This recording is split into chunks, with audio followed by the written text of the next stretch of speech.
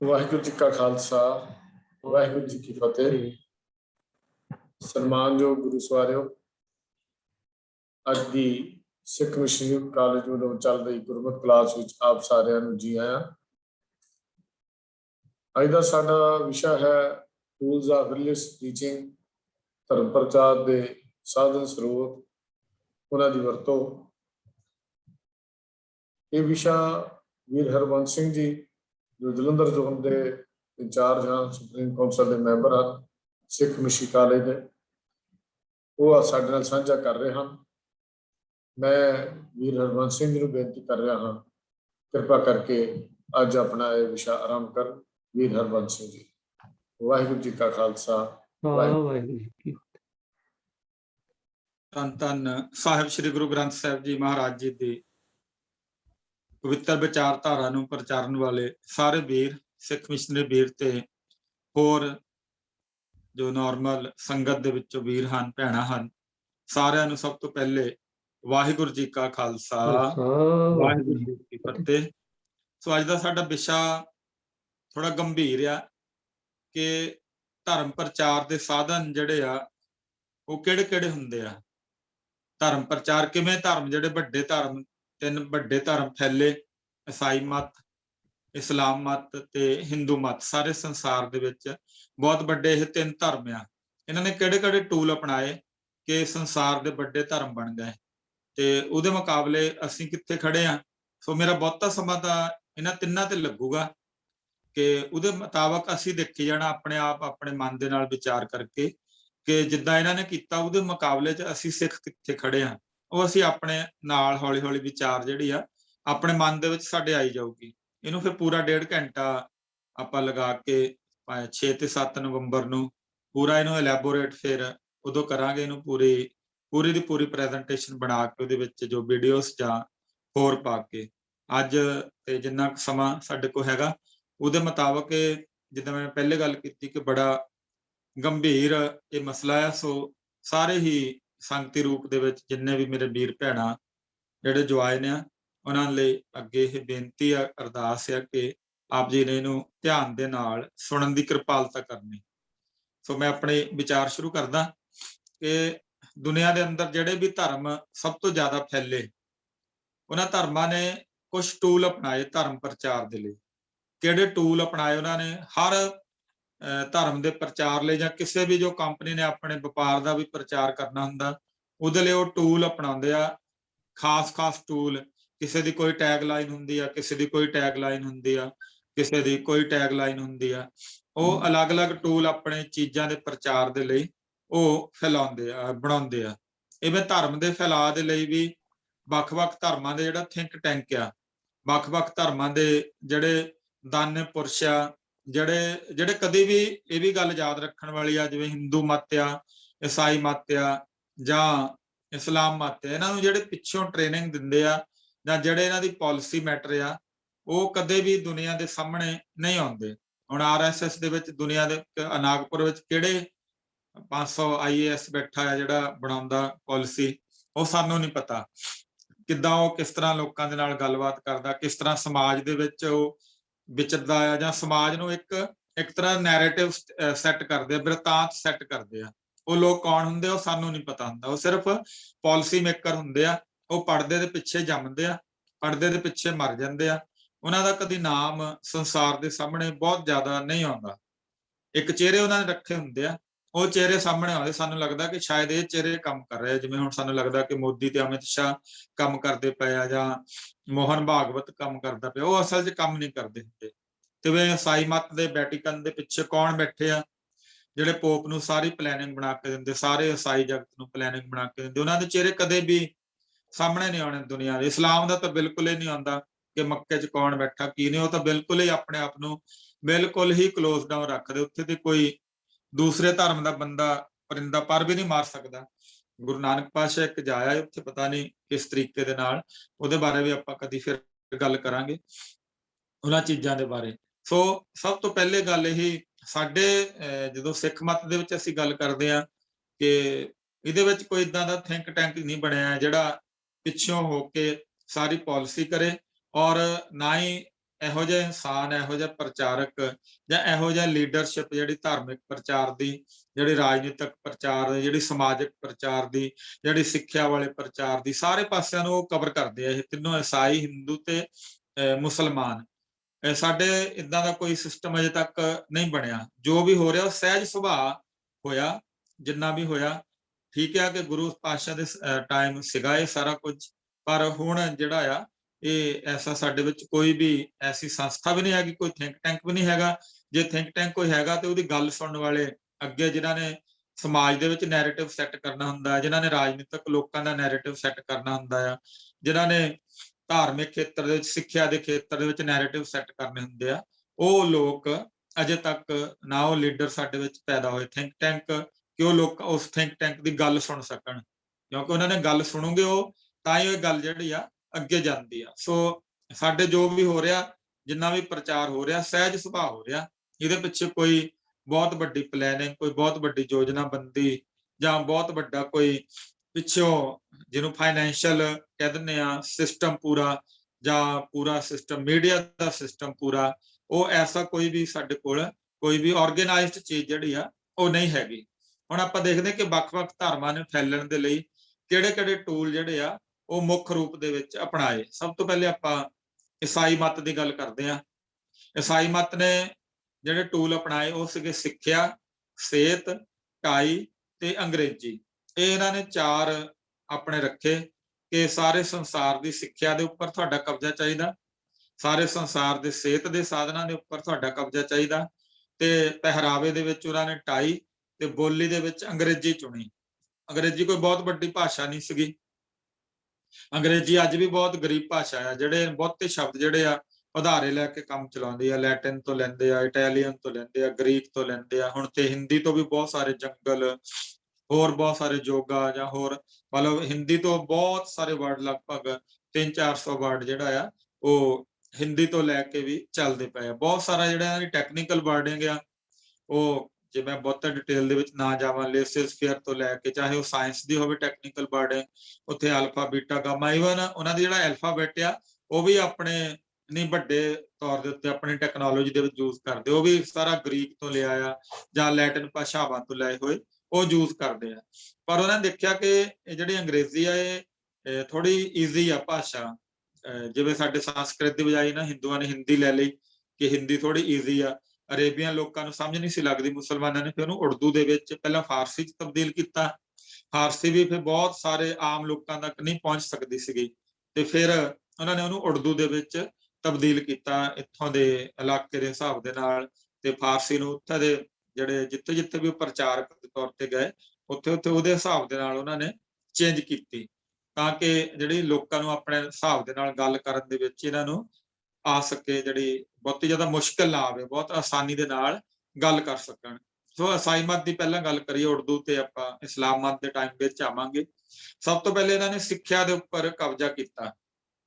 ਸਾਰੇ ਸੰਸਾਰ ਦੀ ਅੱਜ ਸਿੱਖਿਆ ਦੇ ਉੱਪਰ ਈਸਾਈ ਮਤ ਦਾ ਕਬਜ਼ਾ। ਜੇ 200 ਕਾਲਜਾਂ ਦੀ ਲਿਸਟ ਕੱਢੋ ਜਾਂ 100 ਜਿਹੜੇ ਟੌਪ ਦੇ ਯੂਨੀਵਰਸਿਟੀਜ਼ ਜਾਂ ਕਾਲਜ ਆ ਉਹਨਾਂ ਦੀ ਲਿਸਟ ਕੱਢੋ, ਤੇ ਉਹਦੇ ਵਿੱਚੋਂ ਲਗਭਗ 180 170 ਜਿਹੜੇ ਆ ਉਹ ਈਸਾਈ ਮਤ ਦੇ ਜਿਹੜੇ ਆ ਉਹ ਕਾਲਜ ਤੁਹਾਨੂੰ ਮਿਲਣਗੇ। ਸਭ ਤੋਂ ਵੱਡੀ ਉਦਾਹਰਣ ਹੈਗੀ Oxford, Cambridge, Harvard, MIT, California university, ਜਿਹੜਾ ਕੈਲੀਫੋਰਨੀਆ ਟੈਕਨੋਲੋਜੀਕਲ ਕਾਲਜ, ਤੇ ਫਲੋਰੀਡਾ ਦੇ ਕਾਲਜ, ਤੇ ਯੂਰਪ ਦੇ ਵਿੱਚ ਜਿਹੜੇ ਜਰਮਨ ਵਾਲਿਆਂ ਨੇ ਖੋਲੇ ਹੋਏ ਆ, ਜਿੱਥੋਂ ਸਾਰੀਆਂ ਗੱਡੀਆਂ ਦੀ ਮਕੈਨੀਕਲ ਦੀ ਜਿਹੜੀ ਸਾਰੀ, ਉਹ ਸਾਰੇ ਦੇ ਉੱਪਰ ਇਹਨਾਂ ਦਾ ਕਬਜ਼ਾ ਆ। ਸਿੱਖਿਆ ਦੇ ਉੱਪਰ ਸਾਰੇ ਸੰਸਾਰ ਦੇ ਵਿੱਚ ਇਹਨਾਂ ਨੇ ਸਿੱਖਿਆ ਦੇ ਉੱਤੇ ਬਹੁਤ ਜ਼ਿਆਦਾ ਧਿਆਨ ਦਿੱਤਾ।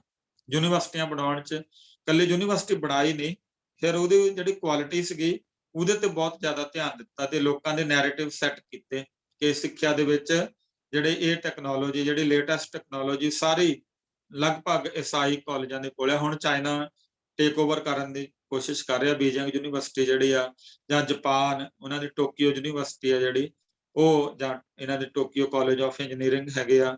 ਤੇ ਇਜ਼ਰਾਈਲ ਜਿਹੜਾ, ਇਜ਼ਰਾਈਲ ਵੀ ਖੈਰ ਇਹਨਾਂ ਦਾ ਈਸਾਈ ਤੇ ਯਹੂਦੀ ਰਲੇ ਹੋਏ ਆ।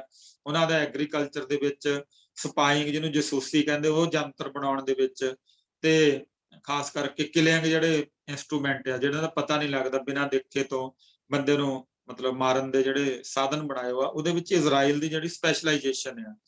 ਇਹਨਾਂ 16ਵੀਂ 15ਵੀਂ 16ਵੀਂ ਸਦੀ ਤੋਂ ਜਦੋਂ ਤੋਂ ਆਕਸਫੋਰਡ ਯੂਨੀਵਰਸਿਟੀ ਲੰਡਨ ਦੇ ਵਿੱਚ ਆਈ, ਆਕਸਫੋਰਡ ਨੇ ਸਭ ਤੋਂ ਪਹਿਲੇ ਈਸਾਈ ਧਰਮ ਦੇ ਪ੍ਰਚਾਰ ਦੇ ਵਿੱਚ ਬਹੁਤ ਵੱਡਾ ਜ਼ਿਆਦਾ ਯੋਗਦਾਨ ਪਾਇਆ।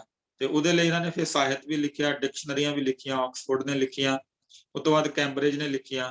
ਉਹਨਾਂ ਡਿਕਸ਼ਨਰੀਆਂ ਦੇ ਰਾਹੀਂ ਜਿਹੜੀ ਅੰਗਰੇਜ਼ੀ ਭਾਸ਼ਾ ਸੀਗੀ ਉਹਨੂੰ ਸਾਰੇ ਸੰਸਾਰ ਦੇ ਵਿੱਚ ਇੱਕ ਸਟੇਟਸ ਸਿੰਬਲ ਸੀ ਜਿਹੜਾ ਉਹ ਬਣਾ ਦਿੱਤਾ ਇਹਨਾਂ ਨੇ। ਚਾਈਨਾ ਇਹ ਤੋਂ ਬਚਿਆ ਰਿਹਾ, ਇਸਲਾਮ ਜਗਤ ਆਪਣੇ ਆਪ ਨੂੰ ਬਚਾਉਣ ਦੀ ਪੂਰੀ ਕੋਸ਼ਿਸ਼ ਕਰ ਰਿਹਾ, ਕਾਫੀ ਹੱਦ ਤੱਕ ਉਹ ਬਚਿਆ ਵੀ ਹੋਇਆ, ਕਿਉਂਕਿ ਉਹਨੇ ਅਰੇਬੀਅਨ ਲੈਂਗੁਏਜ ਜਿਹੜੀ ਸੀਗੀ ਉਹ ਯੂਐਨਓ ਦੀਆਂ 5 ਭਾਸ਼ਾਵਾਂ ਦੇ ਵਿੱਚ ਪਾ ਲਈ। ਯੂਰਪ ਨੂੰ ਵੀ ਜਦੋਂ ਲੱਗਾ ਯਹੂਦੀਆਂ ਨੂੰ ਕਿ ਅੰਗਰੇਜ਼ੀ ਦੇ ਰਾਹੀਂ ਜਿਹੜਾ ਈਸਾਈ ਆ ਉਹ ਯਹੂਦੀਆਂ ਨੂੰ ਵੀ ਹੌਲੀ ਦੇਣੀ ਖਤਮ ਕਰ ਸਕਦੇ ਆ ਕਿਸੇ ਤਰੀਕੇ, ਤੇ ਉਹਨਾਂ ਆਪਣੀ ਪਾਵਰ ਘੱਟ ਸੀ, ਹਿਟਲਰ ਨੇ ਕਾਫੀ ਪਾਵਰ ਉਹਨਾਂ ਦੀ ਘੱਟ ਕਰ ਦਿੱਤੀ ਸੀਗੀ, ਜਾਂ ਅੰਗਰੇਜ਼ੀ ਦੇ ਸਾਹਿਤ ਨੇ, ਸ਼ੇਕਸਪੀਅਰ ਨੇ ਯਹੂਦੀਆਂ ਦੀ ਪਾਵਰ ਸੀ ਜਿਹੜੀ ਉਹ ਬਹੁਤ ਘੱਟ ਕੀਤੀ।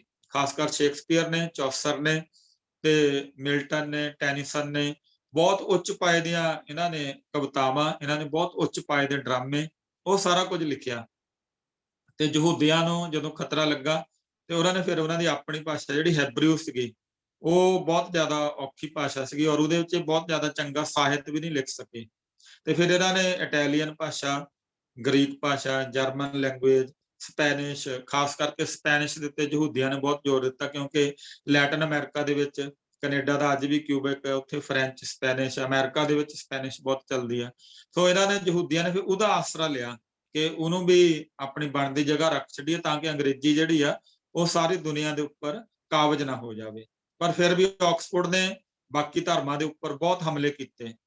ਜਿਹੜੇ ਆਪਣੀ ਅੰਗਰੇਜ਼ੀ ਭਾਸ਼ਾ ਪਹਿਲਾਂ ਇੱਕ ਟੌਪ ਦੀ ਯੂਨੀਵਰਸਿਟੀ ਬਣੀ, ਉਹਨੂੰ ਇਸ ਤਰ੍ਹਾਂ ਬਣਾਇਆ ਕਿ ਉੱਥੇ ਆਕਸਫੋਰਡ ਦੇ ਵਿੱਚ ਪੜ੍ਹੇ ਹੋਣਾ, ਕੈਂਬਰਿਜ ਦੇ ਵਿੱਚ ਪੜ੍ਹੇ ਹੋਣਾ ਜਿਹੜਾ ਆ ਉਹ ਦੁਨੀਆ ਦਾ ਇੱਕ ਮਤਲਬ ਸਟੇਟਸ ਸਿੰਬਲ ਬਣਿਆ ਹੋਵੇ, ਲੋਕੀ ਉਹਨੂੰ ਬਹੁਤ ਇੱਜ਼ਤ ਦੀ ਨਜ਼ਰ ਦੇ ਨਾਲ ਦੇਖਦੇ ਹੋਣ। ਉੱਥੇ ਮੈਨਰਿਜ਼ਮ ਤੋਂ ਲੈ ਕੇ ਈਵਨ ਟੇਬਲ ਮੈਨਰਸ ਤੋਂ ਲੈ ਕੇ ਇੰਜੀਨੀਅਰਸ ਨੂੰ ਵੀ, ਡਾਕਟਰਸ ਨੂੰ ਵੀ ਟੇਬਲ ਮੈਨਰਸ ਤੋਂ ਲੈ ਕੇ ਗੱਲਬਾਤ ਕਰਨ ਦਾ ਮੈਨਰ, ਕਦੋਂ ਹੱਸਣਾ, ਕਦੋਂ ਸਮਾਈਲ ਦੇਣੀ ਆ, ਤੇ ਨਿੱਕੀ ਨਿੱਕੀ ਗੱਲ ਦੇ ਉੱਤੇ ਜਿਹੜਾ ਆਕਸਫੋਰਡ ਦਾ ਪੜ੍ਹਿਆ ਆ ਉਹਨੂੰ ਹਰ ਗੱਲ ਦਾ ਉੱਤੇ ਉਹ ਡਿਟੇਲ ਦੇ ਵਿੱਚ ਜਾਣਦਾ ਹੁੰਦਾ ਕਿ ਕਦੋਂ ਉਹਨੇ ਕਿਹੜਾ ਸ਼ਬਦ ਬੋਲਣਾ, ਕਿਹੜਾ ਸ਼ਬਦ ਉਹਨੇ ਆਪਣੇ ਮਨ ਦੇ ਅੰਦਰ ਹੀ ਹੋਲਡ ਕਰਕੇ ਰੱਖ ਲੈਣਾ, ਤੇ ਟੇਬਲ ਦੇ ਮੈਨਰ ਕੀ ਹੋਣੇ ਚਾਹੀਦੇ ਆ, ਗੱਲਬਾਤ ਫੀਮੇਲ ਨਾਲ ਗੱਲਬਾਤ ਕਰਨੀ ਤਾਂ ਕਿੱਦਾਂ ਹੋਣੀ, ਕਿੰਨਾ ਓਪਨ ਹੋਣਾ, ਕਿੰਨਾ ਅਸੀਂ ਕਲੋਜ਼ ਰਹਿਣਾ, ਐਵਰੀਥਿੰਗ। ਮਤਲਬ ਉਹ ਬੰਦੇ ਦੀ ਪਰਸਨੈਲਿਟੀ ਦੀ ਪੂਰੀ ਉਹਨਾਂ ਨੇ ਆਪਣੇ ਕਬਜ਼ੇ 'ਚ ਲੈ ਲਈ ਕਿ ਆਕਸਫੋਰਡ ਤੋਂ ਪੜ੍ਹਿਆ ਜਿਹੜਾ ਆ ਉਹ ਬਿਲਕੁਲ ਜਿਹੜਾ ਆ ਉਹ ਸਫਿਸਟੀਕੇਟਡ ਇਨਸਾਨ ਹੁੰਦਾ, ਬਹੁਤ ਜ਼ਿਆਦਾ ਡਿਗਨੀਫਾਈਡ ਔਰ ਡੀਸੈਂਟ ਬੰਦਾ ਹੁੰਦਾ। ਫਿਰ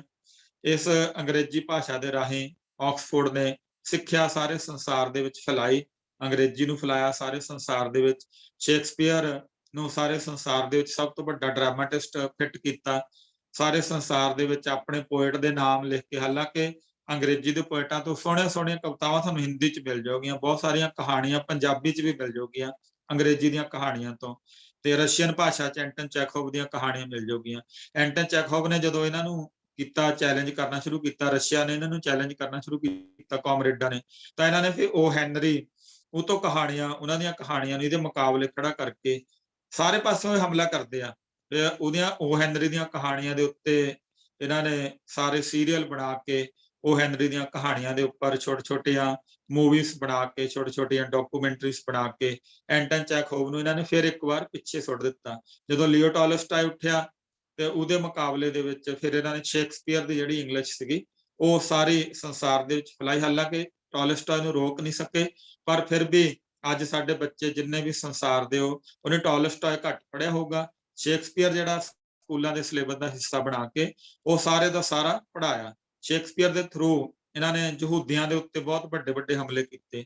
ਅੱਜ ਵੀ ਜਿਹੜਾ ਸ਼ਾਇਲੌਕ ਵਰਗਾ ਵਿਲਨ ਆ ਸ਼ੇਕਸਪੀਅਰ ਨੇ ਮਰਚੈਂਟ ਆਫ ਵੇਨਿਸ ਦੇ ਵਿੱਚ ਸਰਜਿਆ, ਉਹਨੂੰ ਇਹ ਆਪਣੇ ਸਾਰੇ ਜਿੰਨੇ ਵੀ ਕ੍ਰਿਟੀਕਲ ਐਨਾਲਿਸਿਸ ਲਿਖਦੇ ਆ ਡਰਾਮਿਆਂ ਦੇ, ਉਹ ਕਹਿੰਦੇ ਕਿ ਸ਼ਾਇਲੌਕ ਤੋਂ ਵੱਡਾ ਵਿਲਨ ਜਿਹੜਾ ਆ ਉਹ ਅੱਜ ਤੱਕ ਕੋਈ ਡਰਾਮਾਟਿਸਟ ਨਹੀਂ ਸਿਰਜ ਸਕਿਆ। ਹੁਣ ਸ਼ਾਇਲੌਕ ਇੱਕ ਯਹੂਦੀ ਸੀਗਾ, ਉਹਦੇ ਜਦੋਂ ਆਪਾਂ ਮਰਚੈਂਟ ਆਫ ਵੇਨਿਸ ਪੜ੍ਹਦੇ ਆ ਤੇ ਉਹ ਯਹੂਦੀ ਨੂੰ ਇੱਕ ਵਿਲਨ ਦੇ ਤੌਰ ਤੇ, ਜਿੱਦਾਂ ਸਿੱਖਾਂ ਨੂੰ ਹਿੰਦੂ ਕਰਦੇ ਆ ਵਿਲਨ ਦੇ ਤੌਰ ਤੇ, ਆਕਸਫੋਰਡ ਨੇ ਵੀ ਸਿੱਖਾਂ ਦੇ ਉੱਪਰ ਬਹੁਤ ਜ਼ਿਆਦਾ ਹਮਲੇ ਕੀਤੇ ਆ।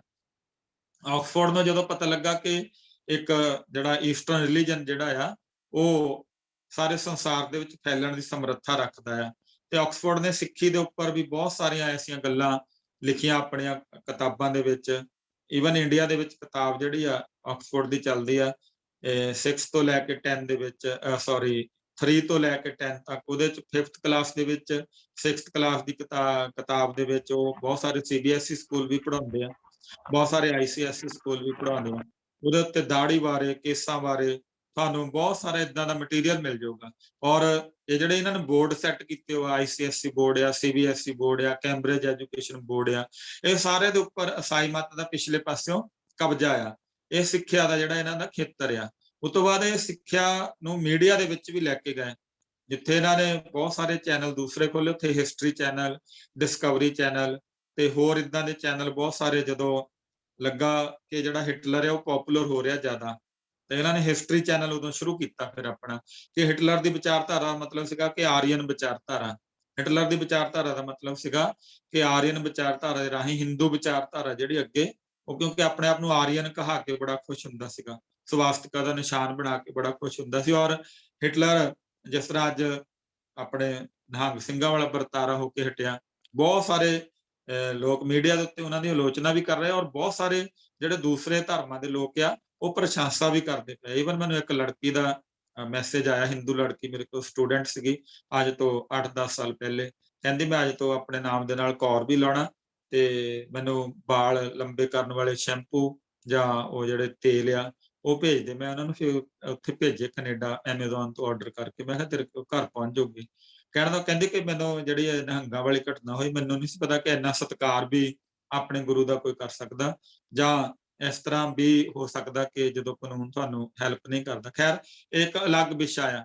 ਜਦੋਂ ਹਿਟਲਰ ਇਹ ਪਪੂਲਰ ਹੋਣਾ ਸ਼ੁਰੂ ਹੋਇਆ ਬਹੁਤ ਜ਼ਿਆਦਾ, ਕਿ ਹਿਟਲਰ ਜਿਹੜਾ ਉਹੀ ਉਹ ਜ਼ਾਲਮ ਨਹੀਂ, ਅੰਗਰੇਜ਼ ਜ਼ਾਲਮ ਆ, ਤੇ ਇਹਨਾਂ ਨੇ ਹਿਸਟਰੀ ਚੈਨਲ ਦੇ ਥਰੂ ਫਿਰ ਸਾਰੀ ਇਹ ਜਿਹੜੀ ਹਿਟਲਰ ਦੀ ਵਿਚਾਰਧਾਰਾ ਸੀਗੀ ਉਹਦਾ ਮਲੀਆਮੇਟ ਕੀਤਾ। ਡਿਸਕਵਰੀ ਦੇ ਥਰੂ, ਡਿਸਕਵਰੀ ਚੈਨਲ ਦੇ ਥਰੂ ਬਾਈਬਲ ਦੇ ਵਿੱਚ ਬਹੁਤ ਸਾਰਾ ਅਨਸਾਇੰਟਿਫਿਕ ਆ, ਤੇ ਡਿਸਕਵਰੀ ਚੈਨਲ ਦੇ ਥਰੂ ਇਹਨਾਂ ਨੇ ਉਹਨੂੰ ਸਹੀ ਸਾਬਤ ਕਰਨ ਦੇ ਲਈ ਡਾਕੂਮੈਂਟਰੀਜ਼ ਬਣਾਈਆਂ, ਜਿੱਥੇ ਬਿਲਕੁਲ ਇਹ ਸਹੀ ਸਾਬਤ ਨਹੀਂ ਕਰ ਸਕਦੇ ਸੀ, ਜਿਵੇਂ ਕਿ ਸੂਰਜ ਧਰਤੀ ਦੁਆਲੇ ਘੁੰਮਦਾ ਆ, ਉਹਨੂੰ ਫਿਰ ਇਹਨਾਂ ਨੇ ਸੌਫਟਨ ਕੀਤਾ, ਉਸ ਸਟੈਂਡ ਨੂੰ ਬਹੁਤ ਜਾਣੇ ਸੌਫਟ ਤਰੀਕੇ ਨਾਲ ਪੇਸ਼ ਕੀਤਾ ਕਿ ਬਹੁਤ ਵੱਡੀ ਗੱਲ ਨਹੀਂ ਜੀ। ਉਸ ਵਕਤ ਦੇ ਲੋਕਾਂ ਨੇ ਇਹ ਗੱਲ ਕਹਿ ਦਿੱਤੀ, ਤੇ ਉਹਨਾਂ ਨੇ ਰੈੱਡ ਪਲੈਨਟ ਕਿਹਾ ਸੀਗਾ ਮੰਗਲ ਨੂੰ, ਤੇ ਰੈੱਡ ਪਲੈਨਟ ਦੇ ਉੱਪਰ ਜੀਵਨ ਸੀਗਾ। ਅੱਜ ਵੀ ਜਦੋਂ ਇਹ ਜਾਂਦੇ ਆ ਤੇ ਡਿਸਕਵਰੀ ਦੀ ਪਹਿਲੀ ਕੋਸ਼ਿਸ਼ ਇਹ ਹੁੰਦੀ ਕਿ ਆਪਾਂ ਮੰਗਲ ਦੇ ਉੱਪਰ ਜੀਵਨ ਕਿਸੇ ਨਾ ਕਿਸੇ ਤਰ੍ਹਾਂ ਸਾਬਤ ਕਰ ਦਈਏ, ਤਾਂ ਕਿ ਬਾਈਬਲ ਦਾ ਜਿਹੜਾ ਲਿਖਿਆ ਕਿ ਸੂਰਜ ਧਰਤੀ ਦੁਆਲੇ ਘੁੰਮਦਾ ਉਹ ਲੋਕਾਂ ਨੂੰ ਭੁੱਲ ਜਾਵੇ, ਤੇ ਮੰਗਲ ਦੇ ਉੱਪਰ ਜੀਵਨ, ਰੈੱਡ ਪਲੈਨਟ ਤੋਂ ਫਿਰ ਧਰਤੀ ਦੇ ਉੱਪਰ ਜੀਵਨ ਆ। ਜਿਹੜੀ ਇਹਨਾਂ ਦੀ ਕ੍ਰੀਏਸ਼ਨਿਜ਼ਮ ਦੀ ਥਿਊਰੀ ਆ, ਉਹ ਸਾਰੀ ਇਹ ਸਿੱਖਿਆ ਦੇ ਥਰੂ, ਉਹ ਸਾਰੀ ਜਿਹੜੀ ਆ ਇਹ ਆਪਣੇ ਮੀਡੀਆ ਦੇ ਥਰੂ, ਜਿਹੜੇ ਮੀਡੀਆ ਦੇ ਵਿੱਚ ਸਿੱਖਿਆ ਵਾਲੇ ਚੈਨਲ ਆ, ਉਹਨਾਂ ਦਾ ਪ੍ਰਚਾਰ ਜਿਹੜਾ ਇਹ ਨਾਲ ਮਤਲਬ ਕਰਦੇ ਰਹਿੰਦੇ। ਪਰ ਇਹ ਨਹੀਂ ਕਰਦੇ, ਸਾਡੇ ਪ੍ਰਚਾਰਕਾਂ ਵਾਂਗ ਨਹੀਂ ਕਰਦੇ। ਉਹਨਾਂ ਨੇ 100 ਦੇ ਵਿੱਚੋਂ 98% ਹਾਈ ਕੁਆਲਿਟੀ ਦੇ, 99% ਹਾਈ ਕੁਆਲਿਟੀ ਦੇ ਪ੍ਰੋਗਰਾਮ ਦੇਣੇ ਆ। 1% ਜਿਹਨੂੰ ਇਨਸੈਪਸ਼ਨ ਕਹਿੰਦੇ ਆ, ਸਾਈਕੋਲੋਜੀ ਵੀ ਬਹੁਤ ਚੰਗੀ ਤਰ੍ਹਾਂ ਜਾਣਦੇ, ਮਤਲਬ ਜਿਹੜੀ ਸੋਸ਼ਲ ਸਾਈਕੋਲੋਜੀ ਆ, ਇੰਡੀਵਿਜੂਅਲ ਸਾਈਕੋਲੋਜੀ ਆ, ਇਹ ਦੋ ਧਰਮ ਜਿਹੜੇ ਆ, ਤਿੰਨੋਂ ਧਰਮ ਬਹੁਤ ਚੰਗੀ ਤਰ੍ਹਾਂ ਜਾਣਦੇ ਆ। ਈਸਾਈ ਧਰਮ ਵੀ, ਇਸਲਾਮ ਧਰਮ ਵੀ, ਤੇ ਹਿੰਦੂ ਧਰਮ ਵੀ। ਇਹ ਮਤਲਬ ਇੱਕ ਇੰਡੀਵਿਜੂਅਲ ਸਾਈਕੋਲੋਜੀ ਹੁੰਦੀ ਬੰਦੇ ਦੀ, ਇੱਕ ਵਿਅਕਤੀਗਤ ਮਨੋਵਿਗਿਆਨ ਹੁੰਦਾ ਹੈ, ਇੱਕ ਸਮਾਜਿਕ ਵਰਤਾਰਾ ਹੁੰਦਾ ਜਿਹਦੇ ਵਿੱਚ ਫਸਿਆ ਮਨੁੱਖ ਜਿਹੜਾ ਉਹ ਹੋਰ ਤਰੀਕੇ ਦੇ ਨਾਲ ਬਿਹੇਵ ਕਰਦਾ। ਜੇ ਅੱਜ ਬੇਅਦਬੀ ਹੋ ਜਾਵੇ, ਤੇ ਮੈਂ ਹੁਣ ਇੱਕ ਬੇਸ਼ੱਕ ਸੌਫਟਨ ਬੰਦਾ ਹੈ, ਜਦੋਂ ਮੈਂ ਭੀੜ ਦਾ ਹਿੱਸਾ ਬਣਨਾ ਤੇ ਮੇਰਾ ਬਿਹੇਵੀਅਰ ਜਿਹੜਾ ਆ, ਮੇਰੇ ਨਾਅਰੇ ਜਿਹੜੇ ਆ, ਮੇਰਾ ਜਿਹੜਾ ਨੈਰੇਟਿਵ ਆ, ਮੇਰੀਆਂ ਗੱਲਬਾਤ ਕਰਨ ਦਾ ਤਰੀਕਾ ਜਿਹੜਾ ਸਾਰਾ ਬਦਲ ਜਾਣਾ। ਇਹਨਾਂ ਨੇ ਇਹਦੇ ਉੱਤੇ ਹਜ਼ਾਰਾਂ ਹੀ PhD, ਸੈਂਕੜੇ PhD ਬੰਦੇ ਆ ਕਿ ਸਾਈਕੋਲੋਜੀਕਲੀ ਇੰਡੀਵਿਜੂਅਲੀ ਬੰਦਾ ਕਿਵੇਂ ਬਿਹੇਵ ਕਰਦਾ, ਇਹ ਜਦੋਂ ਸਮਾਜਿਕ ਤੌਰ ਦੇ ਉੱਤੇ ਉਹ ਕਿਸੇ ਹਿੱਸਾ ਹੁੰਦਾ ਕਿਸੇ ਭੀੜ ਦਾ, ਕਿਸੇ ਵੀ ਨੈਰੇਟਿਵ ਦਾ, ਕਿਸੇ ਪਾਰਟੀ ਦਾ, ਕਿਸੇ ਵਿਆਹ ਦਾ, ਉਦੋਂ ਕਿੱਦਾਂ ਬਿਹੇਵ ਕਰਦਾ, ਜਦੋਂ ਕਿਤੇ ਮਰਨ ਤੇ ਗਿਆ ਹੁੰਦਾ ਉਦੋਂ ਕਿੱਦਾਂ ਬਿਹੇਵ ਕਰਦਾ। ਬਿਹੇਵੀਅਰ ਥਿਊਰੀ ਨਾ ਤਿੰਨਾਂ ਧਰਮਾਂ ਦੇ ਕੋਲ ਪੂਰੀ ਦੀ ਪੂਰੀ ਜਿਹੜੀ ਹੈ ਬਿਲਕੁਲ 100% ਲਗਭਗ ਐਕੂਰੇਟ ਜਿਹੜੀ ਆ ਉਹ ਪਈ ਆ। ਸੋ ਇਹ ਸਿੱਖਿਆ ਦੇ ਰਾਹੀਂ ਮਤਲਬ ਉਹ 100 ਦੇ ਵਿੱਚੋਂ ਇੰਸੈਪਟ ਕਰਦੇ ਹੋ ਸਾਡੇ ਮਾਈਂਡ ਦੇ ਉੱਪਰ, ਕਿ ਜਿਹੜਾ ਸਿੱਖਿਅਤ ਬੰਦਾ ਆ ਉਹ ਡਿਸਕਵਰੀ ਦਾ 99% ਜਦੋਂ ਸਾਇੰਸ ਦੇ ਪ੍ਰੋਗਰਾਮ ਦੇਖੂਗਾ, ਤੇ 1% ਜਿਹੜੀ ਉਹਨੂੰ ਮਿਕਸ ਕਰਕੇ ਬਾਈਬਲ ਦੀ ਵਿਚਾਰਧਾਰਾ ਦਿੱਤੀ ਜਾ ਰਹੀ ਆ, ਈਸਾਈ ਦੀ ਵਿਚਾਰਧਾਰਾ, ਉਹ ਸੁੱਤੇ ਸਿੱਧੀ ਉਹਦੇ ਮਾਈਂਡ ਦਾ ਹਿੱਸਾ ਬਣ ਜਾਊਗੀ, ਉਹਨੂੰ ਪਤਾ ਵੀ ਨਹੀਂ ਲੱਗਣਾ, ਕਿਉਂਕਿ 99% ਉਹਦੇ ਮਨ ਦੇ ਅੰਦਰ ਇਹ ਹੈਗਾ ਹੈ ਕਿ ਸਾਰਾ ਕੁਝ ਸਹੀ ਆ, ਸਾਇੰਸ ਦੀਆਂ ਥਿਊਰੀਆਂ ਜਾਂ ਸਭ ਕੁਝ, ਤੇ 1% ਉਹਦਾ ਆਪਣੇ ਆਪ ਹੀ ਹਿੱਸਾ ਬਣ ਜਾਣਾ, ਉਹਦੇ ਤੇ ਵੀ ਉਹ ਸ਼ੱਕ ਕਰਨੀ ਜਿਹੜੀ ਆ ਉਹ ਛੱਡ ਦਿੰਦਾ ਆ। ਮਤਲਬ ਇਸ ਤਰੀਕੇ ਦੇ ਨਾਲ ਇਹ ਸਾਰੇ ਸੰਸਾਰ ਦੇ ਅੰਦਰ ਵਿਚਰੇ, ਤੇ ਫਿਰ ਇਹਨਾਂ ਨੇ ਸਿਹਤ ਦੇ ਉੱਪਰ ਕਬਜ਼ਾ ਕੀਤਾ। ਜਿਹੜੇ ਸਾਰੇ ਸੰਸਾਰ ਦੇ ਜਿੰਨੀ ਵੀ ਖੋਜ ਆ ਮੈਡੀਕਲ ਵਿਗਿਆਨ ਦੀ, ਉਹ ਸਾਰੀ ਈਸਾਈਆਂ ਦੇ ਕੋਲ ਆ ਲਗਭਗ। ਜੇ ਯਹੂਦੀ ਵੀ ਕਰਦੇ ਆ ਤੇ ਉਹ ਈਸਾਈਆਂ ਦੇ ਪੱਲੇ ਪੈ ਜਾਂਦੀ। ਜਿੱਦਾਂ ਜੇ ਇੰਡੀਆ ਦੇ ਵਿੱਚ ਜਿਹੜੀ ਗਰੀਸ ਵਾਲੀ ਆ ਮੈਡੀਸਿਨ, ਯੂਨਾਨੀ ਜਿਹਨੂੰ ਆਪਾਂ ਕਹਿੰਦੇ ਆ, ਬਹੁਤ ਵਧੀਆ ਮੈਡੀਸਿਨ ਆ। ਉਹ ਜੇ ਮੈਂ ਯੂਨਾਨੀ ਮੈਡੀਸਿਨ ਵੀ ਲੈ ਕੇ ਆ ਕੇ ਘਰ ਖਾਵਾਂ ਤੇ ਉਹਨੂੰ ਆਯੁਰਵੈਦਿਕ ਕਹਿ ਦਿੰਦੇ ਆ।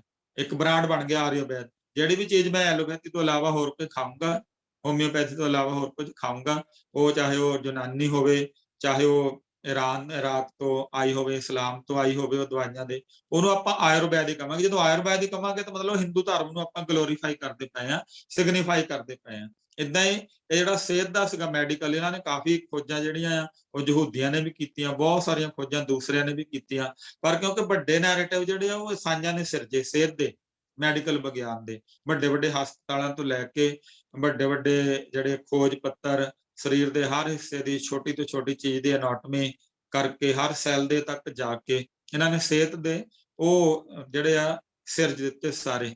ਤੇ ਅੱਜ ਜਿੰਨਾ ਵੀ ਸਿਹਤ ਵਿਗਿਆਨ ਆ ਉਹ ਸਾਰਾ ਈਸਾਈ ਮਤ ਦੇ ਕੋਲ ਹੈਗਾ। ਹੁਣ ਚਾਈਨਾ, ਜਿਸ ਤਰ੍ਹਾਂ ਪਹਿਲੇ ਗੱਲ ਕੀਤੀ ਆ, ਚਾਈਨਾ ਤੇ ਪਹਿਲਾਂ ਰਸ਼ੀਆ ਟਰਾਈ ਕਰਦਾ ਰਿਹਾ, ਰਸ਼ੀਆ ਨੂੰ ਇਹਨਾਂ ਨੇ ਪੈਰ ਨਹੀਂ ਲੱਗਣ ਦਿੱਤੇ।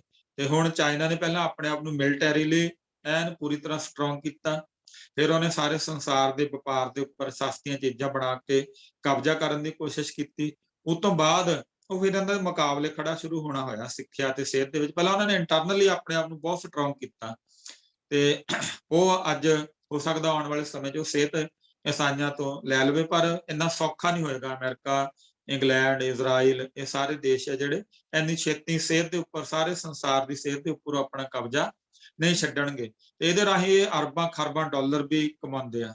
ਉਹ ਜਿਹੜਾ ਖਰਬਾਂ ਡਾਲਰ, ਬਿਲੀਅਨਸ ਔਰ ਟ੍ਰਿਲੀਅਨਸ ਡਾਲਰ ਜਾਂਦੇ ਇਹਨਾਂ ਕੋ ਸਿਹਤ ਦੇ ਰਾਹੀਂ, ਹਸਪਤਾਲਾਂ ਦੇ ਰਾਹੀਂ, ਉਹਦੇ ਨਾਲ ਫਿਰ ਸਾਰੇ ਸੰਸਾਰ ਨੂੰ ਇਹ ਘੁਮਾਈ ਫਿਰਦੇ ਆ। ਜਿਹੜੇ ਧਰਮ ਦੀ ਰੌਲੀ ਪਾਉਣੀ ਆ, ਜਿਹੜਾ ਵੀ ਵਿਚਾਰਧਾਰਾ ਸੰਸਾਰ ਦੇ ਵਿੱਚ ਫੈਲਾਉਣੀ ਆ, ਉਹ ਮੀਡੀਆ ਨਾਲ ਸਿਰਜ ਕੇ, ਮਤਲਬ ਪੂਰੇ ਦਾ ਪੂਰਾ ਇੱਕ ਸਿਸਟਮ ਇਹਨਾਂ ਨੇ ਸੈੱਟ ਕੀਤਾ ਆ। ਉਹਦੇ ਵਿੱਚ ਸਿਹਤ ਇਹਨਾਂ ਦਾ ਇੱਕ ਵੱਖਰਾ ਪੱਖ ਹੈ। ਜਿਹੜੇ ਵੀ ਜਾ ਕੇ ਜਿਵੇਂ ਨੇ ਸਾਊਥ ਅਫਰੀਕਾ ਜਾਣਾ, ਜਾਂ ਜਿਹੜੇ ਦੂਸਰੇ ਅਫਰੀਕਨ ਕੰਟਰੀ ਉੱਥੇ ਜਾਣਾ, ਜਾਂ ਏਸ਼ੀਅਨ ਪੂਅਰ ਕੰਟਰੀ ਉੱਥੇ ਜਾਣਾ, ਉੱਥੇ ਜਾ ਕੇ ਨਹੀਂ ਫਿਰ ਸਿੱਖਿਆ ਤੇ ਸਿਹਤ ਦੇ ਉੱਪਰ ਕਬਜ਼ਾ ਕਰਨਾ ਉਸ ਇਲਾਕੇ ਦੀ, ਜਿਹੜੇ ਵੀ ਇਲਾਕੇ ਦੇ ਵਿੱਚ, ਜਿਹੜੇ ਵੀ ਕੰਟਰੀ ਦੇ ਵਿੱਚ, ਜਿਹੜੇ ਵੀ ਮਹਾਦੀਪ ਦੇ ਵਿੱਚ ਜਾਣਗੇ। ਅੱਜ ਕੱਲ੍ਹ ਜਦੋਂ ਪੋਪ ਜੌਨ ਪੌਲ ਸੀਗਾ, ਉਹਨੇ ਨਾਰਾ ਦਿੱਤਾ ਸੀ ਐਨਵਾਈਜਲਾਈਜੇਸ਼ਨ ਆਫ ਏਸ਼ੀਆ। ਉਹ ਕਹਿੰਦੇ ਕਿ ਸਾਡਾ ਆਉਣ ਵਾਲੇ 20 ਸਾਲਾਂ ਵਿੱਚ ਏਸ਼ੀਆ ਤੇ ਧਿਆਨ ਹੋਊਗਾ। ਉਹਨੇ ਇਹ 1990 ਦੇ ਵਿੱਚ ਬਿਆਨ ਦਿੱਤਾ ਸੀਗਾ। 2010 ਤੱਕ ਇਹਨੇ ਏਸ਼ੀਆ ਦੀ ਸਿੱਖਿਆ, ਸਿਹਤ ਲਗਭਗ ਸਾਰੇ ਜਿਹੜੀ ਆ ਉਹ ਆਪਣੇ ਕਬਜ਼ੇ 'ਚ ਕਰ ਲਈ, ਤੇ ਇਹਨੂੰ ਫਿਰ ਐਕਸਟੈਂਡ ਕੀਤਾ 2010 ਤੋਂ ਬਾਅਦ ਕਿ ਅਗਲੇ 20 ਸਾਲ ਅਸੀਂ ਹੋਰ ਏਸ਼ੀਆ ਦੇ ਵਿੱਚ ਕੰਮ ਕਰਾਂਗੇ। ਜਿਹੜਾ ਸਾਡਾ ਸਾਰਾ ਪੈਸਾ, ਸਾਡਾ ਸਾਰਾ ਧਿਆਨ ਆ, ਉਹ ਏਸ਼ੀਆ ਦੇ ਵਿੱਚ ਲੱਗੂਗਾ, ਕਿਉਂਕਿ ਭਾਰਤ ਦੇ ਵਿੱਚ ਸਭ ਤੋਂ ਜ਼ਿਆਦਾ ਇਹਨਾਂ ਨੂੰ ਔਖ ਮਹਿਸੂਸ ਹੁੰਦੀ ਆ। ਉਹਦੇ ਬਾਰੇ ਆਪਾਂ ਹਿੰਦੂ ਧਰਮ ਦੇ ਬਾਰੇ ਫਿਰ ਗੱਲ ਕਰਾਂਗੇ, ਕਿਵੇਂ ਹਿੰਦੂ ਧਰਮ ਇਹਨਾਂ ਦਾ ਮੁਕਾਬਲਾ ਕਰਦਾ ਪਿਆ। ਸੋ ਸਿੱਖਿਆ, ਸਿਹਤ, ਫਿਰ ਇਹਨਾਂ ਨੇ 2 ਟੂਲ ਜਿਹੜੇ ਬਣਾਏ ਸਿੱਖਿਆ ਤੇ ਸਿਹਤ ਦੇ ਰਾਹੀਂ, ਉਹ ਸੀਗੇ ਟਾਈ ਤੇ ਇੰਗਲਿਸ਼ ਲੈਂਗੁਏਜ। ਇੰਗਲਿਸ਼ ਲੈਂਗੁਏਜ ਦੀ ਗੱਲ ਮੈਂ ਕਰ ਚੁੱਕਾ। ਇਹਨਾਂ ਕਿਹਾ ਕਿ ਟਾਈ ਜਿਹੜੀ ਆ ਇਹ ਸਾਰੇ ਸੰਸਾਰ ਦੇ ਪਹਿਰਾਵੇ ਦਾ ਹਿੱਸਾ ਬਣਾ ਦੋ। ਤੇ ਟਾਈ ਜਿਹੜਾ ਇਹਨਾਂ ਨੇ ਕ੍ਰਾਸ ਨੂੰ ਥੋੜਾ ਮੋਡੀਫਾਈ ਕੀਤਾ, ਔਰ ਅੱਜ ਵੀ ਆਪਾਂ ਦੇਖਦੇ ਹਾਂ ਟਾਈ ਜਿਹੜੀ ਆ ਉਹ ਕ੍ਰਾਸ ਦਾ ਇੱਕ ਤਰ੍ਹਾਂ ਸਾਈਨ ਹੁੰਦਾ ਆ। ਤੇ ਟਾਈ ਦੇ ਉੱਪਰ ਉਹ ਜਿਸ ਤਰ੍ਹਾਂ ਮੱਥਾ ਟੇਕ ਕੇ ਆਪਾਂ ਹੱਥ ਜੋੜਦੇ ਹਾਂ, ਉਹ ਇਸ ਤਰ੍ਹਾਂ ਟਾਈ ਦੇ ਉੱਪਰ ਹੀ ਹੱਥ ਲਾ ਕੇ ਉਹ ਸਾਰਾ ਕੁਝ ਕਰਦੇ ਆ। ਟਾਈ ਜਿਹੜਾ ਹੈ ਕ੍ਰਾਸ ਦਾ ਨਹੀਂ, ਮੋਡੀਫਾਈ ਰੂਪ ਬਣਾ ਕੇ ਇਹਨੂੰ ਸਾਰੇ ਸੰਸਾਰ ਦੇ ਵਿੱਚ ਇਦਾਂ ਫੈਲਾਇਆ ਕਿ ਟਾਈ ਜਿਹੜੀ ਉਹ ਜੈਂਟਲਮੈਨ ਦਾ ਇੱਕ ਸਿੰਬਲ ਬਣਾ ਦਿੱਤਾ।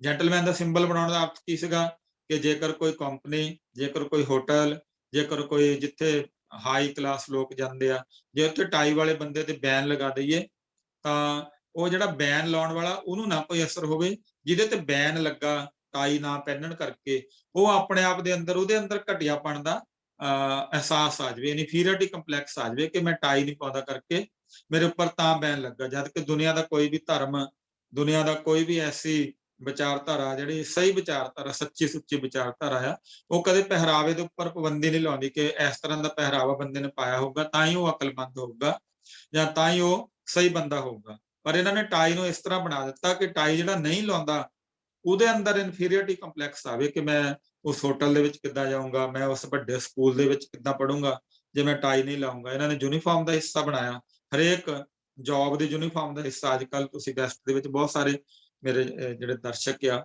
ਉਹ ਹੋਣਗੇ, ਉਹਨਾਂ ਨੂੰ ਪਤਾ ਕਿ ਟਾਈ ਜਿਹੜੀ ਆ ਇਹਨਾਂ ਨੇ ਯੂਨੀਫਾਰਮ ਦਾ ਇੱਕ ਹਿੱਸਾ ਬਣਾ ਕੇ ਫਿਰ ਏਸ਼ੀਆ ਦੇ ਵਿੱਚ ਅਫਰੀਕਨ ਕੰਟਰੀ ਦੇ ਵਿੱਚ ਉਹਨਾਂ ਅਮੀਰ ਲੋਕਾਂ ਦੇ ਰਾਹੀਂ ਜਿਹੜੇ ਸਾਰੇ ਸੰਸਾਰ ਨੂੰ ਘੁਮਾਉਂਦੇ ਆ ਕਿ ਅਮੀਰ ਲੋਕਾਂ ਦੀ ਨਿਸ਼ਾਨੀ ਹੁੰਦੀ ਹੈ, ਜੈਂਟਲਮੈਨ ਲੋਕਾਂ ਦੀ ਨਿਸ਼ਾਨੀ ਹੁੰਦੀ ਟਾਈ, ਤੇ ਟਾਈ ਨੂੰ, ਕ੍ਰਾਸ ਨੂੰ ਇਹਨੇ ਸਾਰੇ ਸੰਸਾਰ ਦੇ ਵਿੱਚ ਫੈਲਾ ਕੇ ਆਪਣੇ ਸਿੱਖਿਆ, ਸਿਹਤ, ਟਾਈ ਤੇ ਅੰਗਰੇਜ਼ੀ ਰਾਹੀਂ ਇਹਨਾਂ ਨੇ ਈਸਾਈ ਮਤ ਨੂੰ ਫਿਰ ਲੋਕਾਂ ਦੇ ਜੀਵਨ ਦਾ ਹਿੱਸਾ ਬਣਾਇਆ।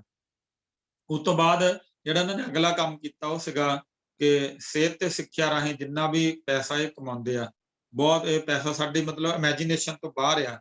ਜਿੰਨਾ ਸਿਹਤ ਤੇ ਸਿੱਖਿਆ ਰਾਹੀਂ ਇਹ ਪੈਸਾ ਵੀ ਕਮਾਉਂਦੇ ਆ ਸਿੱਖਿਆ ਤੇ ਸਿਹਤ ਰਾਹੀਂ, ਤੇ ਸਾਰੀ ਦੁਨੀਆ ਦੇ ਦਿਮਾਗ ਵੀ ਘੁਮਾਉਂਦੇ ਆ। ਉਹ ਪੈਸਾ ਫਿਰ ਇਹ ਧਰਮ ਪਰਿਵਰਤਨ ਦੇ ਵਿੱਚ ਵੀ ਵਰਤੋਂ ਕਰਦੇ ਆ। ਹੁਣ ਸਾਡੇ ਨੇੜੇ ਸੀਗਾ ਸ਼ਾਮ 84 ਪੈਂਦਾ ਹਰਜੀਤ ਸਿੰਘ ਜੀ ਜਾਣਦੇ ਹੋਣਗੇ, ਬਾਕੀ ਤਾਂ ਹੋ ਸਕਦਾ ਤੁਸੀਂ ਦੂਰੋਂ ਹੋਣਗੇ। ਸਾਡੇ ਸਕੂਲ ਬੱਚਾ ਪੜ੍ਹਦਾ ਸੀਗਾ। ਜੇ ਰਿਕਾਰਡਿੰਗ ਕਰਦੇ ਤਾਂ ਪਲੀਜ਼ ਆਪਣੇ ਤੱਕ ਹੀ ਗੱਲ ਸੀਮਤ ਰੱਖਿਓ, ਕਿਉਂਕਿ ਮੈਂ ਸਕੂਲ ਦੀ ਗੱਲ ਸ਼ੇਅਰ ਕਰਨ ਲੱਗਾ। ਤੇ ਉਹਦੇ ਡੈਡੀ ਨੂੰ ਵਿੱਚੋਂ ਹਸਪਤਾਲਾਂ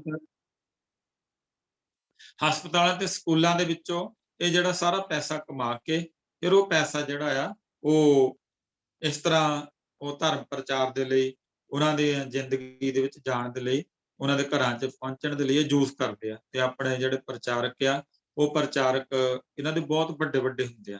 ਮਤਲਬ ਜਿੰਨੇ ਵੀ ਮੈਂ ਵੀਰ ਜੀ ਇੱਕ ਵਾਰ ਰਿਕਾਰਡਿੰਗ ਫਿਰ ਆਫ ਕਰ ਦਿਓ।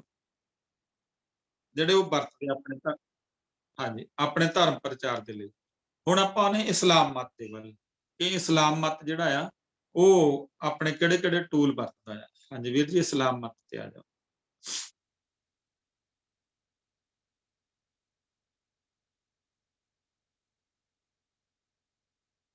ਇਸਲਾਮ ਮਤ ਦਾ ਜਿਹੜੇ ਮੁੱਖ ਟੂਲ ਆ ਉਹ ਹੈਗੇ ਆ ਇਹਨਾਂ ਦੇ ਵੱਡੇ ਕਲਾਕਾਰ, ਇਹਨਾਂ ਦੇ ਵੱਡੇ ਪੀਰ ਫਕੀਰ, ਤੇ ਇਹਨਾਂ ਦੇ ਜਿਹੜੀ ਗਰੂਮਿੰਗ ਦੇ ਤਰੀਕੇ, ਇਹਨਾਂ ਦੇ ਜਿਹੜੇ ਮਦਰਸੇ ਜਾਂ ਇਹਨਾਂ ਦਾ ਆਪਣਾ ਐਜੂਕੇਸ਼ਨ ਜਿਹੜਾ ਸਿਸਟਮ ਆ ਉਹ। ਇਹ ਵੀਰ ਜੀ ਸਿੱਖ ਆ ਗਿਆ, ਇਸਲਾਮ ਮਤ ਪਲੀਜ਼ ਕਰਿਓ।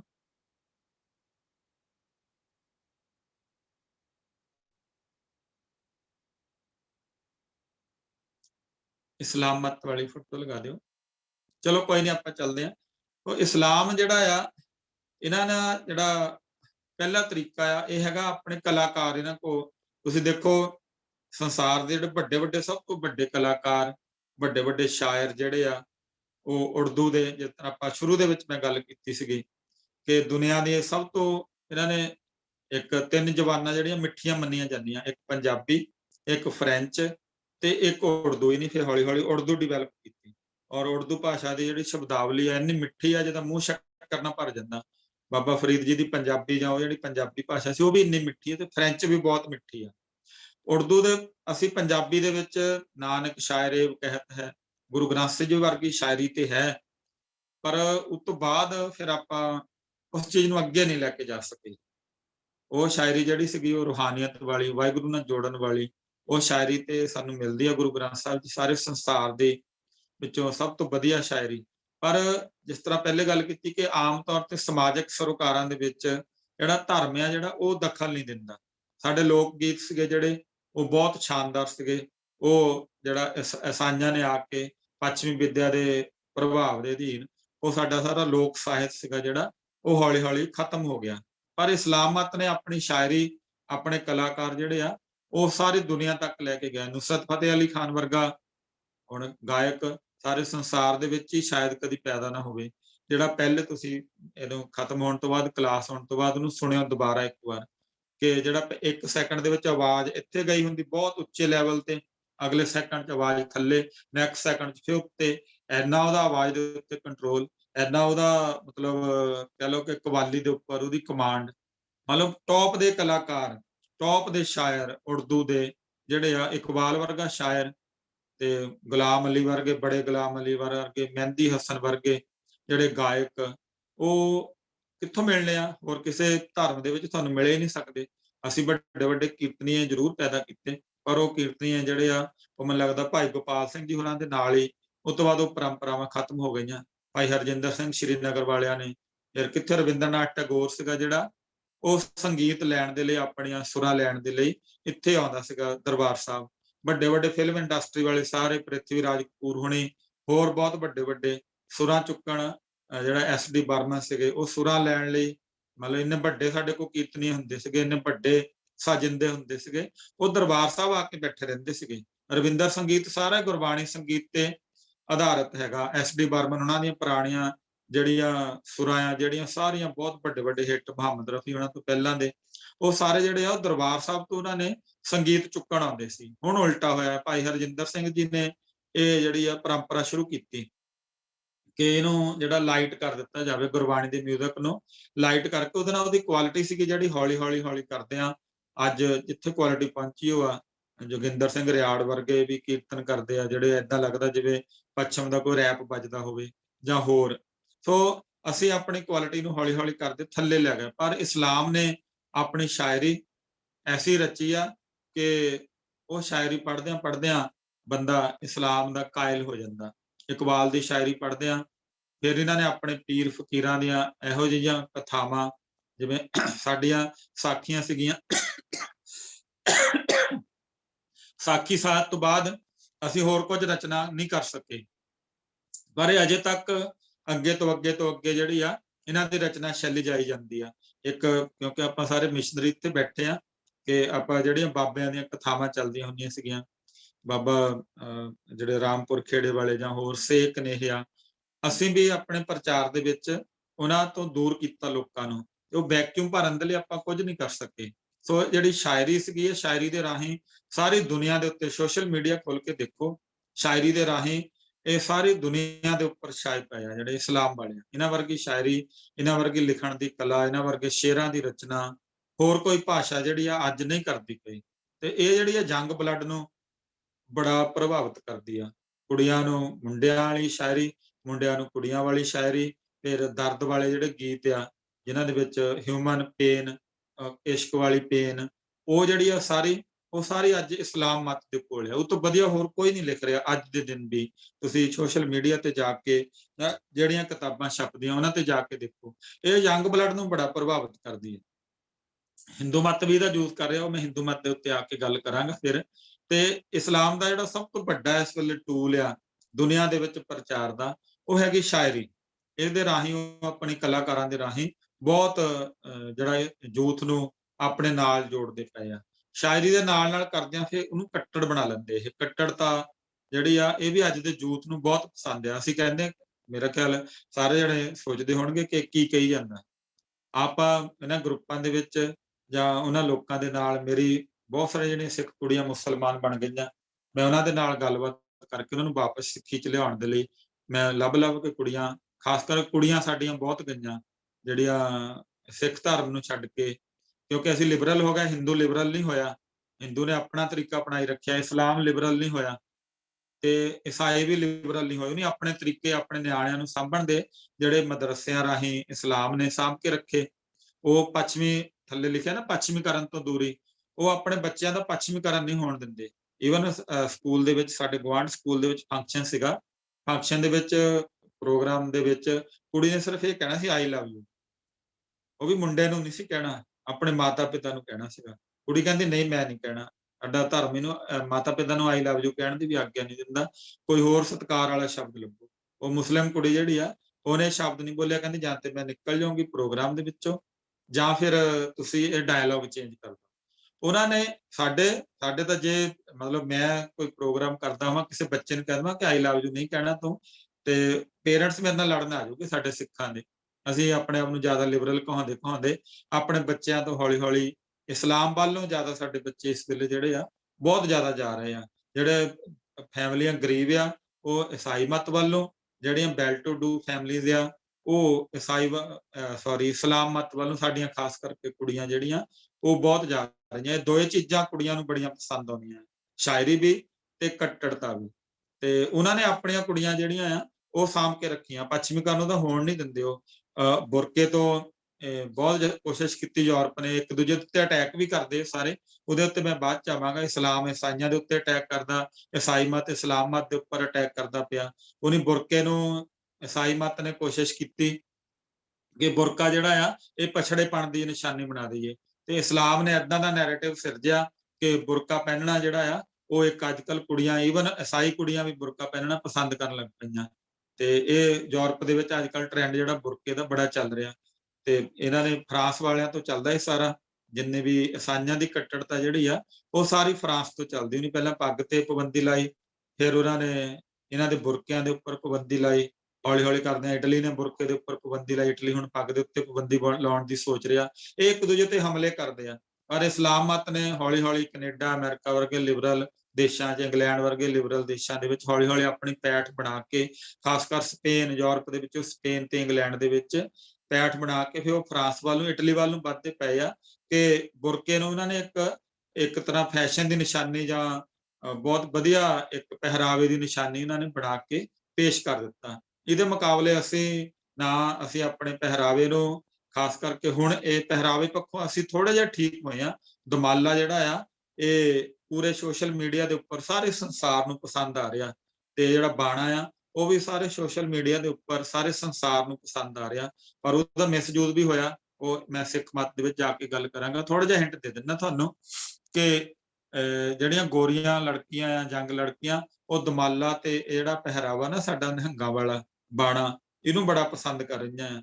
ਤੇ ਦਰਬਾਰ ਸਾਹਿਬ ਇੱਕ ਲਗਭਗ 7-8 ਮੁੰਡਿਆਂ ਦਾ ਇੱਕ ਗਰੁੱਪ ਸੀਗਾ, ਜਿਨ੍ਹਾਂ ਨੂੰ ਪਤਾ ਸੀਗਾ ਕਿ ਇਹ ਗੋਰੀਆਂ ਜਿਹੜੀਆਂ ਬੜੀਆਂ ਪਸੰਦ ਕਰਦੀਆਂ।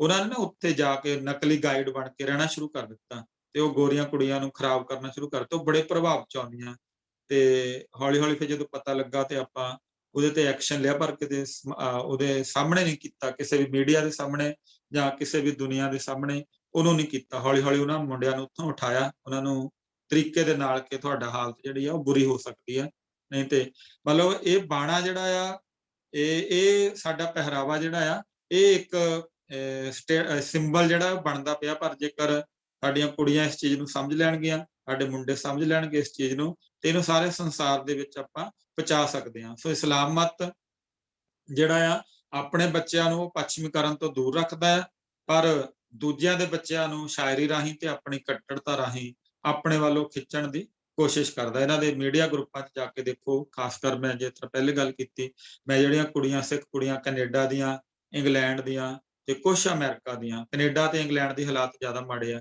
ਉਹ ਇਸਲਾਮ ਵੱਲ ਨੂੰ ਅਟਰੈਕਟ ਹੋ ਰਹੀਆਂ। ਉਹ ਇਹਨਾਂ ਦੋ ਕਾਰਨਾਂ ਦੇ ਕਾਰਨ ਅਟਰੈਕਟ ਹੁੰਦੀਆਂ ਪਈਆਂ। ਸੋ ਇਹ ਚੀਜ਼ਾਂ ਦੇ ਉੱਪਰ ਸਾਨੂੰ ਧਿਆਨ ਦੇਣਾ ਪਏਗਾ ਕਿ ਅਸੀਂ ਆਪਣੇ ਬੱਚਿਆਂ ਨੂੰ ਕਿਸ ਤਰੀਕੇ ਦੇ ਨਾਲ ਸਾਂਭਣਾ, ਕਿਸ ਤਰੀਕੇ ਦੇ ਨਾਲ ਆਪਣੇ ਘਰੋਂ ਹੀ ਧਰਮ ਦੀ ਸਿੱਖਿਆ ਦੇਣੀ, ਜਿਵੇਂ ਇਸਲਾਮ ਮਤ ਕਰਦਾ ਹੈ। ਉਹ ਮਦਰਸੇ ਜ਼ਰੂਰ ਭੇਜਦੇ ਆ, ਉਹ ਆਪਣੇ ਬੱਚਿਆਂ ਨੂੰ ਕੁਰਾਨ ਜ਼ਰੂਰ ਪੜ੍ਹਾਉਂਦੇ, ਸ਼ਾਮ ਨੂੰ ਕੁਰਾਨ ਦੀ ਕਲਾਸ। ਸਾਡੇ ਸਿੱਖ ਧਰਮ ਦੇ ਇੱਕ ਸਿੱਖ ਮਿਸ਼ਨਰੀ ਕਾਲਜ ਇੱਕ ਇਦਾਂ ਦਾ ਆ, ਜਿਹਦੇ ਸਾਰੇ ਸਰਕਲ ਜਿਹੜੇ ਸ਼ਾਮ ਨੂੰ ਬੱਚਿਆਂ ਦੀ ਕਲਾਸ ਲਗਾਉਂਦੇ ਆ। ਹੋਰ ਕਿਸੇ ਦਾ ਵੀ ਬੱਚਿਆਂ ਦੀ ਕਲਾਸ ਲਾਉਣ ਵੱਲ ਧਿਆਨ ਨਹੀਂ, ਪਰ ਇਸਲਾਮ ਤੇ ਪੂਰੀ ਕਲਾਸ ਉਹਨਾਂ ਦੀ ਲੱਗਣੀ ਹਰ ਹਾਲ। ਤੇ ਈਸਾਈਆਂ ਦੀ ਕਲਾਸ ਵੀ ਲੱਗਦੀ, ਹਿੰਦੂਆਂ ਦੀ ਨਹੀਂ ਕਲਾਸ ਲੱਗਦੀ। ਉਹ ਹੋਰ ਤਰੀਕੇ ਨਾਲ ਆਪਣੇ ਬੱਚਿਆਂ ਦੀ ਜਿਹੜੀ ਪਾਲਣਾ ਪੋਸ਼ਣਾ ਕਰਦੇ ਆ। ਸੋ ਸਿੱਖ ਮਿਸ਼ਨਰੀ ਕਾਲਜ ਤੋਂ ਜੇਕਰ ਪੰਥ ਨੇ ਕੁਝ ਸਿੱਖਣਾ ਹੋਵੇ ਤੇ ਇਸਲਾਮ ਮਤ ਤੋਂ ਜੇ ਕੁਝ ਸਿੱਖਣਾ ਹੋਵੇ ਤਾਂ ਇਹੀ ਸਿੱਖ ਸਕਦੇ ਕਿ ਆਪਣੇ ਬੱਚਿਆਂ ਨੂੰ ਧਰਮ ਬਚਪਨ ਤੋਂ ਪੜ੍ਹਾ ਦਿਓ, ਗੁਰਦੁਆਰਿਆਂ ਦੇ ਵਿੱਚ ਪੜ੍ਹਾ ਦਿਓ, ਤੇ ਫਿਰ ਉਹ ਬੱਚੇ ਕਿਤੇ ਜਾਂਦੇ ਨਹੀਂ, ਬੱਚੇ ਕਦੀ ਵੀ ਉਹ ਟੁੱਟਦੇ ਨਹੀਂ। ਇਹ ਸੀਗਾ ਇਸਲਾਮ ਮਤ ਜਿਹੜੇ ਟੂਲ ਆ, ਜਿਹੜੇ ਉਹ ਮੁੱਖ ਤੌਰ ਦੇ ਉੱਪਰ ਵਰਤਦੇ ਪਏ ਆ। ਹੁਣ ਅਜੇ ਆਪਾਂ ਹਿੰਦੂ ਮਤ ਵੱਲ, ਕਿ ਹਿੰਦੂ ਮਤ ਜਿਹੜਾ ਆ ਉਹ ਕਿਵੇਂ ਆਪਣੇ ਜਿਹੜੇ ਟੂਲ ਆ ਉਹ ਵਰਤਦਾ ਪਿਆ। ਹਿੰਦੂ ਮਤ ਨੇ ਪਹਿਲੇ ਯੋਗ ਸੀਗਾ ਜਿਹੜਾ, ਮੈਂ ਜਦੋਂ ਮਾਡਰਨ ਸਮੇਂ ਦੀ ਮੈਂ ਗੱਲ ਕਰਾਂ, ਪਹਿਲੇ ਤਾਂ ਇਹਨਾਂ ਨੇ ਵਹਿਮਾਂ ਭਰਮਾਂ ਨੂੰ, ਦੇਵੀ ਦੇਵਤਿਆਂ ਨੂੰ ਉਹ ਬਹੁਤ ਸਾਰਾ ਜ਼ਿਆਦਾ ਆਪਣੇ ਟੂਲ ਬਣਾਇਆ, ਆਪਣੇ ਸਾਧਨ ਬਣਾਇਆ। ਪਰ ਜਿਹਦਾ ਸਮਾਂ ਬਦਲਿਆ, ਉਹ ਜਿਹੜੀਆਂ ਚਮਤਕਾਰੀ ਕਹਾਣੀਆਂ, ਝੂਠ ਭੂਤ ਪ੍ਰੇਤਾਂ ਵਾਲੀਆਂ ਕਹਾਣੀਆਂ, ਕਦੀ ਜਾਨਵਰ ਬੰਦੇ ਬਣ ਗਏ, ਕਦੀ ਪੰਛੀ ਬੰਦੇ ਬਣ ਗਏ, ਉਹ ਕਹਾਣੀਆਂ ਚੱਲਣੋਂ ਹਟ ਗਈਆਂ ਸਮਾਜ ਦੇ ਵਿੱਚ। ਫਿਰ ਇਹਨਾਂ ਨੇ ਆਪਣਾ ਨੈਰੇਟਿਵ ਬਦਲਿਆ, ਹਿੰਦੂ ਮਤ ਨੇ। ਇਹਨਾਂ ਨੇ ਯੋਗ ਸਵਾਮੀ ਰਾਮਦੇਵ ਰਾਹੀਂ ਜਿਹੜਾ ਸੀਗਾ, ਉਹ ਸਾਰੇ ਸੰਸਾਰ ਦੇ ਵਿੱਚ ਇੱਕ ਚੈਨਲ ਸ਼ੁਰੂ ਕੀਤਾ, ਆਸਥਾ ਦੇ ਵਿੱਚ। ਫਿਰ ਇਹਨਾਂ ਨੇ ਵੱਡੇ ਵੱਡੇ ਦਾਅਵੇ ਕੀਤੇ ਕਿ ਯੋਗ ਨਾਲ ਇਹ ਹੋ ਜਾਂਦਾ, ਯੋਗ ਕਰਨਾ ਉਹ ਹੋ ਜਾਂਦਾ, ਤੇ ਹੌਲੀ ਹੌਲੀ ਕਰਦਿਆਂ ਯੋਗ ਨੂੰ ਇਹ ਸਾਰੀ ਦੁਨੀਆ ਦੇ ਵਿੱਚ ਲੈ ਕੇ ਗਏ, ਔਰ ਬਹੁਤ ਕਾਮਯਾਬੀ ਦੇ ਨਾਲ। ਹਿੰਦੂ ਮਤ ਨੇ ਜਿਹੜਾ ਆਪਣਾ ਪਹਿਲਾ ਟੂਲ ਵਰਤਿਆ ਜਿਹੜਾ ਮਾਡਰਨ ਯੁੱਗ ਦੇ ਵਿੱਚ, ਉਹ ਸੀਗਾ ਯੋਗ ਮਤ, ਕਿ ਯੋਗ ਨੂੰ ਸਾਰੀ ਦੁਨੀਆ ਦੇ ਵਿੱਚ ਇਹਨਾਂ ਨੇ ਇੱਕ ਰੈਕੋਗਨੀਸ਼ਨ ਦਵਾਈ। ਫਿਰ ਹੁਣ UNO ਤੋਂ ਜਦੋਂ ਮੋਦੀ ਆਇਆ, UNO ਤੋਂ ਇੰਟਰਨੈਸ਼ਨਲ ਯੋਗਾ ਡੇ 21 ਜੂਨ ਸੀਗਾ ਜਿਹੜਾ, ਉਹ ਵੀ ਇਹ ਬਣਵਾਉਣ ਦੇ ਵਿੱਚ ਕਾਮਯਾਬ ਹੋ ਗਏ। ਇਹ ਇੱਕ ਬਹੁਤ ਵੱਡੀ ਸਫਲਤਾ ਸੀਗੀ ਹਿੰਦੂ ਧਰਮ ਦੀ, ਇਹਨਾਂ ਦਾ ਟੂਲ ਸਾਰੇ ਸੰਸਾਰ ਦੇ ਵਿੱਚ ਪਹੁੰਚਾ। ਹੁਣ ਜਦੋਂ ਇਸਲਾਮ ਤੇ ਈਸਾਈਆਂ ਨੂੰ ਪਤਾ ਲੱਗਾ ਕਿ ਯੋਗ ਦੇ ਰਾਹੀਂ ਹਿੰਦੂ ਮਤ ਜਿਹੜਾ ਆ ਇਹ ਸਾਡੇ ਉੱਪਰ ਹਮਲਾ ਕਰਨ ਆ ਰਿਹਾ, ਤੇ ਉਹਨਾਂ ਨੇ ਇਹਦਾ ਮੁਕਾਬਲਾ ਫਿਰ ਕੀਤਾ, ਬਹੁਤ ਸੋਹਣੇ ਤਰੀਕੇ ਨਾਲ ਕੀਤਾ ਈਸਾਈਆਂ ਨੇ। ਇਸਲਾਮ ਨੇ ਵੀ ਕੀਤਾ। ਇਸਲਾਮ ਨੇ ਤਾਂ ਸਾਫ਼ ਕਹਿਤਾ, ਜਿਵੇਂ ਉਹ ਸਿੱਧੇ ਹੈਗੇ ਆ ਕੱਟੜ, ਉਹਨਾਂ ਨੇ ਇਹ ਕਹਿਤਾ ਕਿ ਕਿਸੇ ਵੀ ਮਸਜਿਦ, ਕਿਸੇ ਵੀ ਹਿੰਦੂ ਦੇਸ਼ ਦੇ ਮੁਸਲਿਮ ਦੇਸ਼ ਦੇ ਵਿੱਚ, ਕਿਸੇ ਵੀ ਮੁਸਲਿਮ ਸਕੂਲ ਦੇ ਵਿੱਚ ਮੁਸਲਿਮ ਲਈ ਯੋਗ ਹਰਾਮ, ਉਹ ਫਤਵਾ ਜਾਰੀ ਕਰ ਦਿੰਦੇ, ਔਰ ਸਾਰਾ ਮੁਸਲਿਮ ਜਗਤ ਉਹਨੂੰ ਮੰਨਦਾ ਆ। ਉਹਨੇ ਕਹਿ ਦਿੱਤਾ ਕਿ ਮੁਸਲਿਮ ਲਈ ਯੋਗ ਹਰਾਮ ਆ। ਬਸ ਉਹਨਾਂ ਦੀ ਜਨਤਾ ਨੇ ਇਹ ਨਹੀਂ ਪੁੱਛਿਆ ਕਿ ਕਾਹਤੇ ਹਰਾਮ ਆ, ਸਾਡੇ ਵਾਂਗ ਨਾ ਸੋਸ਼ਲ ਮੀਡੀਆ ਦੇ ਸਵਾਲ ਕੀਤੇ, ਨਾ ਕੱਟੜ ਦੇ ਉਹਨਾਂ ਦੇ ਉੱਪਰ ਉਹ ਲਾਏ। ਉਹਨਾਂ ਨੇ ਯੋਗਾ ਬੰਦ ਕਰ ਦਿੱਤਾ ਸਾਰਾ, ਕਿ ਆਪਣੀ ਐਕਸਰਸਾਈਜ਼ ਜਿਹੜੀ ਆ ਉਹ ਕਹਿੰਦੇ ਕਿ ਅਸੀਂ ਬਣਾ ਕੇ ਦੇਵਾਂਗੇ। ਉਹਨਾਂ ਨੇ ਮੱਕੇ ਤੋਂ, ਦੇਵਬੰਦ ਤੋਂ ਆਪਣੇ ਐਕਸਰਸਾਈਜ਼ ਪੈਨਲ ਜਾ ਕੇ YouTube ਤੇ ਆਪਾਂ ਸਰਚ ਕਰ ਸਕਦੇ ਹਾਂ, ਉਹ ਪੈਨਲ ਵੀ ਜਿਹੜੇ ਆ ਉਹ ਉਹਨਾਂ ਨੇ ਬਣਾਏ ਆਪਣੇ। ਤੇ ਇਹ ਜਿਹੜਾ ਈਸਾਈ ਆ ਉਹ ਨਹੀਂ ਏਦਾਂ ਕਰਦਾ, ਉਹ ਫਤਵੇ ਨਹੀਂ ਜਾਰੀ ਕਰਦੇ, ਕਿਉਂਕਿ ਉਹ ਲਿਬਰਲ ਲੋਕ ਮੰਨਦੇ ਨੇ ਉਹਨਾਂ ਦੇ ਫਤਵਿਆਂ ਨੂੰ, ਕਿ ਉਹ ਪੜ੍ਹ ਲਿਖ ਲੋਕ, ਤੇ ਉਹ ਈਸਾਈ ਧਰਮ ਤੋਂ ਲਗਭਗ ਆਜ਼ਾਦ ਜਿਹੇ ਹੋਏ ਆ। ਤੇ ਉਹਨਾਂ ਨੇ ਫਿਰ ਹੋਰ ਤਰੀਕਾ ਅਪਣਾਇਆ, ਉਹਨਾਂ ਨੇ ਯੋਗ ਸੈਂਟਰਸ ਨੂੰ ਸੈਕਸ ਸੈਂਟਰ ਬਣਾ ਕੇ ਇੱਕ ਤਰ੍ਹਾਂ ਪੇਸ਼ ਕਰ ਦਿੱਤਾ, ਕਿ ਅੱਜ ਕੱਲ੍ਹ ਜਿਹੜਾ ਯੋਗ ਜਿਹੜਾ ਆ ਯੂਰਪ ਦੇ ਵਿੱਚ, ਅਮਰੀਕਾ 'ਚ ਬੜਾ ਇੱਕ ਬਦਨਾਮ ਆ, ਕਿ ਉਹ ਯੋਗ ਉੱਥੇ ਘੱਟ ਹੁੰਦਾ, ਉੱਤੇ ਜਿਹੜਾ ਸੈਕਸ ਸੈਂਟਰਸ ਜਿਹੜੇ ਆ ਉਹ ਜ਼ਿਆਦਾ ਬਣ ਗਏ। ਫਿਰ ਜਿਹੜਾ ਇਹਦਾ ਸਵਾਮੀ ਸੀਗਾ, ਉਹਦੀਆਂ ਵੀਡੀਓਜ਼ 3 ਨਹੀਂ ਫਰੈਂਚ ਕੁੜੀਆਂ ਲਈਆਂ, 2 ਅਮਰੀਕਨ ਲਈਆਂ, 1 ਕੁੜੀ ਸ਼ਾਇਦ ਇਟਲੀ ਦੀ ਲਈ, ਤੇ 1 ਇੰਗਲੈਂਡ ਦੀ ਲਈ, 5-6 ਕੁੜੀਆਂ ਲੈ ਕੇ ਜਿਹੜਾ ਇਹਨਾਂ ਦਾ ਯੋਗਾ ਦਾ ਸਭ ਤੋਂ ਵੱਡਾ ਸੈਂਟਰ ਸੀਗਾ ਅਮਰੀਕਾ ਦੇ ਵਿੱਚ। ਕਿਉਂਕਿ ਰਿਕਾਰਡ ਹੋ ਰਹੀ, ਮੈਂ ਨਾਮ ਨਹੀਂ ਉਸ ਜੋਗੀ ਦਾ ਲੈਣਾ ਚਾਹੁੰਦਾ, ਉਸ ਜੋਗੀ ਦੀਆਂ ਵੀਡੀਓਜ਼ ਫਿਰ ਜਿਹੜੀਆਂ ਬਣਾ ਕੇ ਹੌਲੀ ਹੌਲੀ ਤੇ ਉੱਤੇ ਇਲਜ਼ਾਮ ਲਾ ਕੇ ਹੌਲੀ ਹੌਲੀ ਸਾਰੇ ਆਪਣੇ ਈਸਾਈ ਪਰਿਵਾਰਾਂ ਦੇ ਵਿੱਚ, ਈਸਾਈ ਜਿਹੜਾ ਇੰਟੈਲੀਜੈਂਸੀਆ ਆ, ਈਸਾਈ ਜਿਹੜਾ ਮਤਲਬ ਈਸਾਈਆਂ ਨੂੰ ਪ੍ਰਭਾਵਿਤ ਕਰਨ ਵਾਲੇ ਜਿਹੜੇ ਗਰੁੱਪ ਆ, ਉਹਨਾਂ ਦੇ ਵਿੱਚ ਉਹ ਸਾਰੀਆਂ ਕੁੜੀਆਂ ਦੇ ਰਾਹੀਂ ਭੇਜ ਕੇ ਯੋਗਾ ਸੈਂਟਰਸ ਨੂੰ ਇਹਨਾਂ ਨੇ ਇੱਕ ਮਤਲਬ ਸੈਕਸ ਸੈਂਟਰ ਦਾ ਨਾਮ ਲਗਭਗ ਦੇ ਦਿੱਤਾ ਸਾਰੇ ਯੂਰਪ ਦੇ ਵਿੱਚ, ਜਾਂ ਦੇ ਦਿੱਤਾ ਭੰਗ ਪੀਣ ਵਾਲੇ, ਸੁੱਖਾ ਪੀਣ ਵਾਲੇ, ਸੁਲਫਾ ਪੀਣ ਵਾਲੇ ਸੈਂਟਰ ਵਿੱਚ। ਇਸ ਤਰ੍ਹਾਂ ਮਤਲਬ ਯੋਗ ਸੈਂਟਰ ਜਿਹੜੇ ਆ, ਇਹਨਾਂ ਦਾ ਨੈਰੇਟਿਵ ਵੀ ਚੇਂਜ ਕਰਤਾ, ਨਾਮ ਹੀ ਉਹਦਾ ਬਦਲਤਾ। ਜਿੱਥੇ ਮਤਲਬ ਲੋਕਾਂ ਦੇ ਦਿਮਾਗ 'ਚ ਯੋਗਾ ਪਹਿਲਾਂ ਐਕਸਰਸਾਈਜ਼ ਦਾ ਨਾਮ ਆਉਂਦਾ ਸੀ ਗੋਰੀਆਂ ਦੇ, ਹੁਣ ਯੋਗਾ ਮਤਲਬ ਆ ਗਿਆ ਕਿ ਉਹ ਭੰਗ ਪੀਣ ਵਾਲੇ, ਜਿਹੜੇ ਭੰਗ ਪੀਣ ਦੇ ਲਈ ਲੋਕ ਜਿਹੜੇ ਮਸ਼ਹੂਰ ਆ ਸਾਡੇ ਇਹ ਜੋਗੀ, ਉਹਨਾਂ ਵਾਲਾ ਸੈਂਟਰ ਬਣ ਕੇ ਰਹਿ ਗਿਆ ਇਹ ਯੋਗ ਸੈਂਟਰ ਜਿਹੜੇ। ਇਸ ਤਰੀਕੇ ਦੇ ਨਾਲ ਇਹਨਾਂ ਨੇ ਯੋਗ ਨੂੰ ਜਿਹੜਾ ਨਿਊਟਰਲਾਈਜ਼ ਕਰ ਦਿੱਤਾ। ਹੁਣ ਯੋਗ ਨੂੰ ਨਿਊਟਰਲਾਈਜ਼ ਹੋਣ ਤੋਂ ਬਾਅਦ ਹਿੰਦੂ ਮਤ ਨੇ ਇੱਕ ਹਮਲਾ ਹੋਰ ਕੀਤਾ, ਉਹ ਸੀ ਪਹਿਰਾਵਾ। ਪਹਿਰਾਵੇ ਦੇ ਵਿੱਚੋਂ ਬਾਕੀ ਤਾਂ ਇਹਨਾਂ ਧੋਤੀਆਂ ਤੇ ਕਾਮਯਾਬ ਨਹੀਂ ਹੋਣੀਆਂ, ਉਹ ਸੰਸਾਰ 'ਚ ਕਿਤੇ ਵੀ ਨਹੀਂ ਹੋਣੀਆਂ, ਕਿਉਂਕਿ ਉਹ ਬੜਾ ਇਨਡੀਸੈਂਟ ਜਿਹਾ ਡਰੈਸ ਆ। ਇੱਕ ਇਹਨਾਂ ਦਾ ਇਨਡੀਸੈਂਟ ਡਰੈਸ ਹੋ ਸੀਗਾ ਸਾੜੀ। ਸਾੜੀ ਨੂੰ ਇਹਨਾਂ ਨੇ ਅੱਜ ਵੀ ਤੁਸੀਂ ਦੇਖੋ 에ਅਰਪੋਰਟ ਦੇ ਉੱਪਰ ਜਿਹੜੀਆਂ ਵੀ ਇੰਡੀਅਨ ਕੰਪਨੀਆਂ ਆ, ਇੰਡੀਅਨ 에ਅਰਲਾਈਨਸ ਵਾਲੀਆਂ, ਜਾਂ ਜਿਨ੍ਹਾਂ ਦੇ ਉੱਤੇ ਇੰਡੀਆ ਦਾ ਪ੍ਰਭਾਵ ਜ਼ਿਆਦਾ ਪਿਆ ਹੈ, ਉਹ ਆਪਣੀ 에ਅਰ ਹੋਸਟੈਸ ਨੂੰ ਸਾੜੀ ਲਵਾਉਂਦੀਆਂ। ਹੋਰ ਵੀ ਬਹੁਤ ਸਾਰੇ ਇਦਾਂ ਦੇ ਜਿਹੜੇ ਹਿੰਦੂ ਕੰਪਨੀਆਂ ਹੈਗੀਆਂ, ਉਹਨਾਂ ਦੇ EMPLOYEES ਨੂੰ ਇਹ ਸਾੜੀ ਲਾਉਣ ਨੂੰ ਕਹਿੰਦੇ ਆ। ਹੌਲੀ ਹੌਲੀ ਕਰਦੇ ਆ ਸਾੜੀ ਜਿਹੜੀ ਯੂਰਪ ਦੇ ਵਿੱਚ, ਅਮਰੀਕਾ ਦੇ ਵਿੱਚ ਪਪੂਲਰ ਹੋਣੀ ਸ਼ੁਰੂ ਹੋ ਗਈ। ਔਰ ਤੁਸੀਂ ਸ਼ਾਇਦ ਯਕੀਨ ਨਾ ਕਰੋਗੇ ਕਿ ਵਾਸ਼ਿੰਗਟਨ ਪੋਸਟ ਜਿਹੜੀ ਦੁਨੀਆ ਦੀ ਸਭ ਤੋਂ ਵੱਡੀ ਅਖਬਾਰਾਂ ਦੇ ਵਿੱਚ ਇੱਕ ਮੰਨੀ ਜਾਂਦੀ ਹੈ, ਇਨਫਲੂਐਂਸ਼ਲ ਅਖਬਾਰਾਂ ਦੇ ਵਿੱਚ, ਵਾਸ਼ਿੰਗਟਨ ਪੋਸਟ ਦੇ ਵਿੱਚ ਉਹਨਾਂ ਨੂੰ ਸਾੜੀ ਦੇ ਖਿਲਾਫ ਇੱਕ ਲੇਖ ਲਿਖਣਾ ਪਿਆ। ਨਿਊਯਾਰਕ ਟਾਈਮ ਦੇ ਵਿੱਚ ਉਹਨਾਂ ਨੂੰ ਲਿਖਣਾ ਪਿਆ, sari coming to invade America, ਕਿ ਸਾਡੇ ਕਲਚਰ ਦੇ ਅਮਰੀਕਨ ਕਲਚਰ, ਕਿ ਸਾਡੇ ਕਲਚਰ ਦੇ ਉੱਪਰ ਸਾੜੀ ਜਿਹੜੀ ਆ ਉਹ ਉਹਨਾਂ ਨੂੰ ਨਿਊਯਾਰਕ ਟਾਈਮ ਨੇ ਖਬਰ ਲਾਈ। ਵਾਸ਼ਿੰਗਟਨ ਪੋਸਟ ਨੇ ਇਹਦੇ ਉੱਪਰ ਇੱਕ ਬਹੁਤ ਵੱਡਾ ਆਰਟੀਕਲ ਛਾਪਿਆ ਕਿ ਸਾੜੀ ਦੇ ਰਾਹੀਂ ਉਹਨੇ ਇਹ ਨਹੀਂ ਕਿਹਾ ਕਿ ਹਿੰਦੂ ਮਤ ਹਮਲਾ ਕਰਨ ਆ ਰਿਹਾ, ਕਿਉਂਕਿ ਅਖਬਾਰ ਦੇ ਆਪਣੇ ਕੋਲ ਰੂਲ ਹੁੰਦੇ ਆ, ਆਪਣਾ ਕੋਈ ਉਹਨਾਂ ਦਾ ਲਿਮਿਟੇਸ਼ਨਸ ਹੁੰਦੀਆਂ। ਉਹਨੇ ਕਿਹਾ ਕਿ ਅਮਰੀਕਨ ਕਲਚਰ ਨੂੰ ਇਨਵੇਡ ਕਰਨ ਆ ਰਹੀ ਹੈ ਸਾੜੀ, ਅਮਰੀਕਨ ਡਰੈਸ ਸੈਂਸ ਨੂੰ ਇਨਵੇਡ ਕਰਨ ਆ ਰਹੀ, ਕਿਉਂਕਿ ਅਮਰੀਕਨਾਂ ਦੀ ਆਪਣੀ ਕੋਈ ਖਾਸ ਡਰੈਸ ਸੈਂਸ ਜਿਹੜੀ ਆ ਉਹ ਨਹੀਂ ਹੁੰਦੀ ਕੋਟ ਪੈਂਟ ਤੋਂ ਇਲਾਵਾ। ਜਿਹੜੀ ਉਹਨਾਂ ਦੀ ਨਾਰਮਲ ਡਰੈਸ ਹੈ ਉਹ ਪਾਟੀਆਂ, ਜਿਵੇਂ ਜੀਨਾਂ ਪਾਟੀਆਂ ਜਾਂ ਹੋਰ ਕੈਪਰੀਸ ਵਗੈਰਾ, ਉਹ ਵੀ ਇਟਲੀ ਤੋਂ ਲਈਆਂ ਉਹਨਾਂ ਨੇ। ਸੋ ਉਹਨਾਂ ਨੇ ਪਹਿਰਾਵੇ ਰਾਹੀਂ ਵੀ ਹਿੰਦੂ ਮਤ ਜਿਹੜਾ ਇਸ ਵੇਲੇ ਉਹ ਸਾਰੀ ਦੁਨੀਆ ਦੇ ਉੱਪਰ ਹਮਲਾ ਕਰਨ ਦੀ ਕੋਸ਼ਿਸ਼ ਕਰਦਾ ਪਿਆ। ਉਸ ਤੋਂ ਬਾਅਦ ਇਹਨਾਂ ਦੀ ਕਲਾ ਜਿਹੜੀ ਆ ਹਿੰਦੂ ਧਰਮ ਦੀ, ਇਹਦੇ ਵਿੱਚ ਵੀ ਇਹ ਬਹੁਤ ਜ਼ਿਆਦਾ ਕਾਮਯਾਬ ਆ। ਇਹਨਾਂ ਨੇ ਬੁੱਧ ਧਰਮ ਜਦੋਂ ਖਤਮ ਕਰਨਾ ਸੀਗਾ, ਬੁੱਧ ਧਰਮ ਜਿਹੜਾ ਸੀਗਾ ਇਹ ਬਹੁਤ ਤੇਜ਼ੀ ਨਾਲ ਫੈਲਿਆ ਸੀ ਸਾਰੇ ਭਾਰਤ ਦੇ ਵਿੱਚ, ਸਾਰੇ ਏਸ਼ੀਆ ਦੇ ਵਿੱਚ ਹੀ ਲਗਭਗ। ਤੇ ਫਿਰ ਬੜਾ ਇਹਨਾਂ ਨੂੰ ਮਹਿਸੂਸ ਹੋਇਆ ਕਿ ਜਦੋਂ ਅਸ਼ੋਕ ਨੇ ਬੁੱਧ ਧਰਮ ਧਾਰਨ ਕਰ ਲਿਆ, ਜਦੋਂ ਰਾਜੇ ਨੇ ਬੁੱਧ ਧਰਮ ਧਾਰਨ ਕਰ ਲਿਆ, ਤੇ ਮਤਲਬ ਪ੍ਰਜਾ ਤਾਂ ਉਸ ਟਾਈਮ ਨਾਲ ਹੀ ਧਰਮ ਬਦਲ ਲੈਂਦੀ ਸੀ, ਸਾਰੀ ਪ੍ਰਜਾ ਨੇ ਨਾਲ ਹੀ ਧਰਮ ਸੀ ਜਿਹੜਾ ਬਦਲ ਲਿਆ। ਫਿਰ ਇਹ ਜਿਹੜੇ ਗੁਪਤਾ ਐਮਪਾਇਰ ਆ ਜਾਂ ਹੋਰ ਨਾਲ ਬ੍ਰਾਹਮਣਾਂ ਨੇ ਸਾਠ-ਗਾਂਠ ਕੀਤੀ, ਤੇ ਫਿਰ ਸੋਚਿਆ ਕਿ ਇਹ ਲੋਕੀ ਆਉਂਦੇ ਨਹੀਂ, ਮੰਦਿਰਾਂ ਦੇ ਵਿੱਚ ਆਉਣੇ ਬੰਦ ਹੋ ਗਏ, ਬੋਧੀ ਮੱਠਾਂ ਦੇ ਵਿੱਚ ਜਾ ਕੇ ਭਿਕਸ਼ੂ ਬਣ ਜਾਂਦੇ ਆ। ਤੇ ਇਹਨਾਂ ਨੇ ਫਿਰ 2 ਤਰੀਕੇ ਸੀ ਜਿਹੜੇ ਉਹ ਅਪਣਾਏ। ਮੈਂ ਕਲਾ ਵਾਲੇ ਪਾਸੇ ਪਹਿਲੇ ਆਉਣਾ, ਇਹ ਦੇਖਦੇ ਆਪਾਂ ਕਿ ਬੁੱਧ ਧਰਮ ਦਾ ਹਿੰਦੂ ਧਰਮ ਨੇ ਕਿੱਦਾਂ ਮੁਕਾਬਲਾ ਕੀਤਾ। ਇਹਨਾਂ ਨੇ ਰਾਜਿਆਂ ਦੇ ਰਾਹੀਂ, ਛੋਟੇ ਛੋਟੇ ਰਾਜਿਆਂ ਦੇ ਰਾਹੀਂ ਪਹਿਲਾਂ ਤਾਂ ਬੋਧੀਆਂ ਦਾ ਰਾਜ ਖਤਮ ਕੀਤਾ। ਫਿਰ ਬੋਧੀਆਂ ਦੇ ਜਿਹੜੇ ਸਾਰੇ ਦੇ ਸਾਰੇ ਮੰਦਿਰ ਸੀਗੇ ਜਿਹੜੇ, ਉਹ ਲਗਭਗ ਮਲੀਆਮੇਟ ਕੀਤੇ। ਜਿੱਦਾਂ ਮਸਜਿਦ ਢਾਈ, ਜਿੱਦਾਂ ਸਾਡਾ ਦਰਬਾਰ ਸਾਹਿਬ ਢਾਇਆ, ਇਹ ਸਾਡੇ ਤਾਂ ਇੱਕ ਦੋ ਕਹਿ ਲਓ ਗੁਰਦੁਆਰੇ, 5-4 ਗੁਰਦੁਆਰੇ ਢਾਏ, ਬੋਧੀਆਂ ਨੇ ਨਹੀਂ ਛੱਡਿਆ ਕੁਛ ਨਹੀਂ। ਤੇ ਹੁਣ ਜਦੋਂ ਬੋਧੀ ਮੱਠ ਢਾਤੇ, ਸਾਡੇ ਵਾਂਗ ਵਿਹਲੇ ਨਹੀਂ ਬੈਠੇ। ਅਸੀਂ ਬਾਬਾਵਾਦ ਦਾ ਜਾਂ ਹੋਰ ਚੀਜ਼ਾਂ ਦਾ ਵਿਰੋਧ ਜ਼ਰੂਰ ਕਰਦੇ ਹਾਂ, ਪ੍ਰਚਾਰਕ ਜਿਹੜੇ ਖਾਸ ਕਰਕੇ, ਪਰ ਉਹਦੇ ਮੁਕਾਬਲੇ ਉਹਨੂੰ ਦਿੰਦੇ ਨਹੀਂ ਕੁਛ ਵੀ। ਉਹ ਵੈਕਿਊਮ ਜਿਹੜੀ ਕ੍ਰੀਏਟ ਹੋ ਜਾਂਦੀ ਆ, ਉਹ ਵੈਕਿਊਮ ਆਪਾਂ ਛੱਡ ਕੇ ਚਲੇ ਜਾਂਦਾ ਸਾਡਾ ਪ੍ਰਚਾਰਕ। ਪਰ ਬ੍ਰਾਹਮਣ ਇਦਾਂ ਨਹੀਂ ਕਰਦਾ। ਉਹਨੇ ਵੀ ਇਹ ਜਿੰਨੇ ਵੀ ਆ ਕੋਨਾਰਕ ਦੇ ਮੰਦਿਰ, ਜਿਹਦੇ ਉੱਪਰ ਉਹ ਸਾਰੀਆਂ ਮਤਲਬ ਸੈਕਸ਼ੂਅਲ ਤਸਵੀਰਾਂ, ਮੂਰਤੀਆਂ ਬਣਾਈਆਂ, ਉਹ ਲੋਕਾਂ ਨੂੰ ਖਿੱਚਣ ਲਈ ਬਣਾਈਆਂ ਸੀਗੀਆਂ। ਇਹਨੂੰ ਦੇਖਣ ਲੋਕ ਆਉਣੇ ਸ਼ੁਰੂ ਹੋ ਜਾਣ, ਕਿਉਂਕਿ ਕਮਜ਼ੋਰੀ ਹੁੰਦੀ ਬੰਦੇ ਦੀ ਬਹੁਤ ਵੱਡੀ। ਤੇ ਹੌਲੀ ਹੌਲੀ ਜਿੰਨੇ ਵੱਡੇ ਵੱਡੇ ਮੰਦਿਰ, ਸੋਹਣੇ ਸੋਹਣੇ ਮੰਦਿਰ ਜਿਹੜੇ ਇਹਨੇ ਕਾਰੀਗਰ ਲਾ ਕੇ ਉਹ ਬਣਾਏ, ਔਰ ਬਹੁਤ ਵੱਡੇ ਕਲਾ ਦੇ ਨਮੂਨੇ ਅੱਜ ਵੀ ਇਹਨਾਂ ਦੇ ਮੰਦਿਰ ਜਿਹੜੇ ਆ ਉਹ ਬਣੇ ਹੁੰਦੇ ਆ। ਬਹੁਤ ਵੱਡੇ ਵੱਡੇ ਕਲਾਕਾਰ ਇੱਕ ਇੱਕ ਪੱਥਰ ਨੂੰ ਤਰਾਸ਼ ਕੇ ਉਹਦੇ ਵਿੱਚੋਂ ਮੂਰਤੀ, ਉਹਦੇ ਵਿੱਚੋਂ ਥੰਮ, ਉਹਦੇ ਵਿੱਚੋਂ ਹਜ਼ਾਰਾਂ ਥੰਮਲਿਆਂ ਵਾਲਾ ਕੋਈ ਤਲਾਬ ਬਣਾਉਣੇ ਵੱਡੇ ਵੱਡੇ। ਮਤਲਬ ਬਹੁਤ ਜ਼ਿਆਦਾ ਕਲਾਕਾਰੀ ਜਿਹੜੀ ਆ ਉਹ ਹਿੰਦੂ ਧਰਮ ਦੇ ਵਿੱਚ ਆ ਕੇ ਇਹਨਾਂ ਕਲਾ ਨੇ ਬਹੁਤ ਜ਼ਿਆਦਾ ਤਰੱਕੀ ਕੀਤੀ। ਫਿਰ ਕਲਾ ਦੀ ਤਰੱਕੀ ਤੋਂ ਬਾਅਦ ਫਿਰ ਸਿਰਫ ਇੱਕ ਮੂਰਤੀ ਕਲਾ ਸੀਗੀ, ਜਿਹਦੇ ਨਾਲ ਮੂਰਤੀ ਪੂਜਕ ਵੀ ਬਣਾਇਆ ਸਾਰੇ ਇੰਡੀਆ ਨੂੰ। ਮੇਰੀ ਆਵਾਜ਼ ਆ ਰਹੀ ਜੀ? ਮੇਰੀ ਆਵਾਜ਼ ਆਉਂਦੀ ਆ? ਆ ਰਹੀ ਜੀ। ਹਾਂ ਠੀਕ ਆ, ਵਿੱਚ ਕਾਲ ਆ ਗਈ ਸੀ।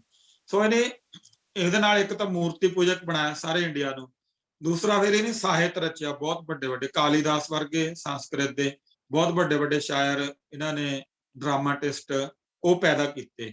ਚਾਣਕਿਆ ਤੋਂ ਇਹਨਾਂ ਨੇ ਗ੍ਰਾਮਰ ਵੀ ਲਿਖਾਈ। ਮਤਲਬ ਜਿਹੜੀਆਂ ਗ੍ਰਾਮਰ ਬਾਰੇ ਅੱਜ ਆਪਾਂ ਸੋਚਦੇ ਹਾਂ, ਉਹ ਇਹਨਾਂ ਨੇ ਗ੍ਰਾਮਰ ਪਾਣਨੀ ਤੋਂ ਮਤਲਬ ਬਹੁਤ ਪਹਿਲੇ ਲਿਖਾ ਲਈ ਸੀਗੀ।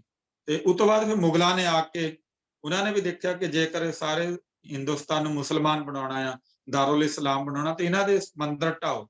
ਉਹਨਾਂ ਨੇ ਵੀ ਇਹਨਾਂ ਦੇ ਮੰਦਿਰਾਂ ਦੀ ਹਾਲਾਤ ਬਹੁਤ ਮਾੜੀ ਕੀਤੀ। ਬਹੁਤ ਸਾਰੇ ਮੰਦਿਰ ਇਹਨਾਂ ਦੇ ਢਾਏ, ਬਹੁਤ ਸਾਰੀਆਂ ਕਲਾਕ੍ਰਿਤੀਆਂ, ਬਹੁਤ ਸਾਰੀਆਂ ਇਹਨਾਂ ਦੀਆਂ ਕਿਤਾਬਾਂ ਉਹਨਾਂ ਨੇ ਸਾੜੀਆਂ, ਇਹਨਾਂ ਦਾ ਸਾਹਿਤ ਵੀ ਸਾੜਿਆ। ਪਰ ਫਿਰ ਵੀ ਬਹੁਤ ਸਾਰਾ ਕੁਝ ਇਹਨਾਂ ਕੋਲ ਅਜੇ ਵੀ ਬਚਿਆ ਪਿਆ। ਉਸ ਕਲਾ ਦੇ ਰਾਹੀਂ ਇਹ ਆਪਣੇ ਆਪ ਨੂੰ ਸਰਵਾਈਵ ਕਰਦੇ ਆ। ਫਿਰ ਇਹਨਾਂ ਨੇ ਇੱਕ ਹੋਰ ਬਹੁਤ ਵੱਡੀ ਇਹਨਾਂ ਦੀ ਪ੍ਰਾਪਤੀ ਸੀਗੀ ਕਿ ਦੇਵਤੇ ਸਿਰਜ ਲਏ ਇਹਨਾਂ ਨੇ। ਜਿਹੜੇ ਸਿੰਧੂ ਘਾਟੀ ਵਾਲੇ ਸੀਗੇ, ਉਹਨਾਂ ਨੂੰ ਦਾਨਵ ਕਰਤਾ, ਸ਼ੂਦਰਾਂ ਨੂੰ ਦਾਨਵ ਪੇਸ਼ ਕਰ ਦਿੱਤਾ। ਜਿੱਦਾਂ ਹਨੂਮਾਨ ਇਹਨਾਂ ਨੇ ਪਾਤਰ ਸਿਰਜਿਆ। ਇੱਕ ਮਹਾਭਾਰਤ ਤੇ ਰਾਮਾਇਣ ਵੀ ਬਹੁਤ ਵੱਡੀਆਂ ਵੱਡੀਆਂ ਕਲਾਕ੍ਰਿਤੀਆਂ ਸਾਹਿਤ ਦੇ ਵਿੱਚ ਇਹਨਾਂ ਨੇ ਉਹਦੇ ਵਿੱਚ ਪਾਤਰ ਇਦਾਂ ਸਿਰਜੇ, ਜਿੱਦਾਂ ਸ਼ੇਕਸਪੀਅਰ ਨੇ ਇੱਕ ਸ਼ਾਇਲੌਕ ਸਿਰਜਿਆ ਸੀਗਾ। ਇੱਕ ਬਹੁਤ ਵੱਡਾ ਵਿਲਨ ਉਹਨੇ ਬਣਾ ਕੇ ਪੇਸ਼ ਕਰਤਾ ਕਿ ਸ਼ਾਇਲੌਕ ਯਹੂਦੀ ਵਰਗਾ ਵਿਲਨ ਨਹੀਂ ਹੁੰਦਾ ਕੋਈ। ਇਹਨਾਂ ਨੇ ਵੀ ਇਸ ਤਰ੍ਹਾਂ ਦੇ ਵਿਲਨ ਜਿਹੜੇ ਆ ਉਹ ਸਿਰਜੇ। ਜਦੋਂ ਇਹਨਾਂ ਨੇ ਵਿਲਨ ਸਿਰਜੇ, ਸ਼ੂਦਰਾਂ ਦੇ ਵਿੱਚੋਂ ਇਹਨੇ ਵਿਲਨ ਨਹੀਂ ਸਿਰਜਿਆ, ਕਿਉਂਕਿ ਸ਼ੂਦਰ ਚ ਵਿਲਨ ਸਿਰਜਦੇ ਤਾਂ ਸ਼ੂਦਰ ਸਾਰਾ ਬਾਹਰ ਹੋ ਜਾਣਾ ਸੀਗਾ ਧਰਮ ਤੋਂ, ਤੇ ਇਹਨਾਂ ਦਾ 85-80% ਜਿਹੜਾ ਹਿੱਸਾ ਸੀਗਾ ਉਹ ਬਾਹਰ ਚਲੇ ਜਾਣਾ ਸੀਗਾ। ਹਿੰਦੂ ਉਹਨਾਂ ਨੂੰ ਹੁਣ ਸ਼ੂਦਰ ਨੂੰ ਨੀਵਾਂ ਵੀ ਦਿਖਾਉਣਾ ਸੀਗਾ ਤੇ ਆਪਣੀ ਗ੍ਰਿਪ ਦੇ ਵਿੱਚ ਵੀ ਰੱਖਣਾ ਸੀਗਾ। ਤਾਂ ਬਹੁਤ ਇਹਨੇ ਇੱਕ ਮਹੀਨ ਜਿਹਾ ਦਿਮਾਗ ਲਾ ਕੇ, ਕਲਾਕਾਰੀ ਲਾ ਕੇ ਇਹਨੇ ਹਨੂਮਾਨ ਸਿਰਜਿਆ। ਫਿਰ ਉਹਦੇ ਪਿੱਛੇ ਪੂਛ ਲਾਤੀ। ਇੱਕ ਰਿਹਾ ਤਾਂ ਬਾਂਦਰ, ਉਹਨੂੰ ਬਾਂਦਰ ਦੇ ਰੂਪ ਦੇ ਵਿੱਚ ਸਿਰਜਿਆ ਕਿ ਨੀਵੇਂ ਦਰਜੇ ਦਾ, ਪਰ ਉਹਦੀ ਛਾਤੀ ਪਾੜ ਕੇ ਉਹਦੇ 'ਚ ਰਾਮ ਲਿਖਿਆ ਦਿਖਾ ਦਿੱਤਾ, ਤਾਂ ਕਿ ਜਿਹੜਾ ਸ਼ੂਦਰ ਆ ਇਹ ਆਪਣੇ ਆਪ ਨੂੰ ਨੀਵਾਂ ਵੀ ਰਿਹਾ, ਜਾਨਵਰ ਵੀ ਬਣਾ ਕੇ ਰੱਖਿਆ, ਬਾਂਦਰ ਵੀ ਬਣਾ ਕੇ ਰੱਖਿਆ, ਬੇਅਕਲਾ ਜਿਹਨੂੰ ਆਪਾਂ ਕਹਿੰਦੇ ਆ ਉਹ ਵੀ ਬਣਾ ਕੇ ਰੱਖਿਆ, ਪਰ ਨਾਲ ਨਾਲ ਰਾਮ ਦਾ ਸੇਵਕ, ਕਿ ਉਹਦੇ ਹਿਰਦੇ ਦੇ ਉੱਪਰ ਰਾਮ ਜਿਹੜਾ ਆ ਉਹ ਜ਼ਰੂਰ ਉਹਨੇ ਉੱਪਰ ਰੱਖਿਆ।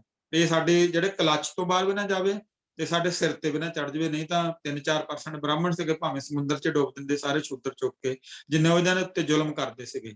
ਪਰ ਇਸ ਤਰੀਕੇ ਨਾਲ ਇਹਨਾਂ ਦੇ ਦਿਮਾਗ ਦੇ ਉੱਪਰ ਸਾਰੇ ਸਮਾਜ ਦੇ ਦੇਵਤਿਆਂ ਰਾਹੀਂ, ਆਪਣੇ ਮੰਤਰਾਂ ਰਾਹੀਂ ਸਾਰੇ ਸਮਾਜ ਦੇ ਦਿਮਾਗ ਦੇ ਉੱਪਰ ਅੱਜ ਵੀ ਕਬਜ਼ਾ ਕੀਤਾ ਆ।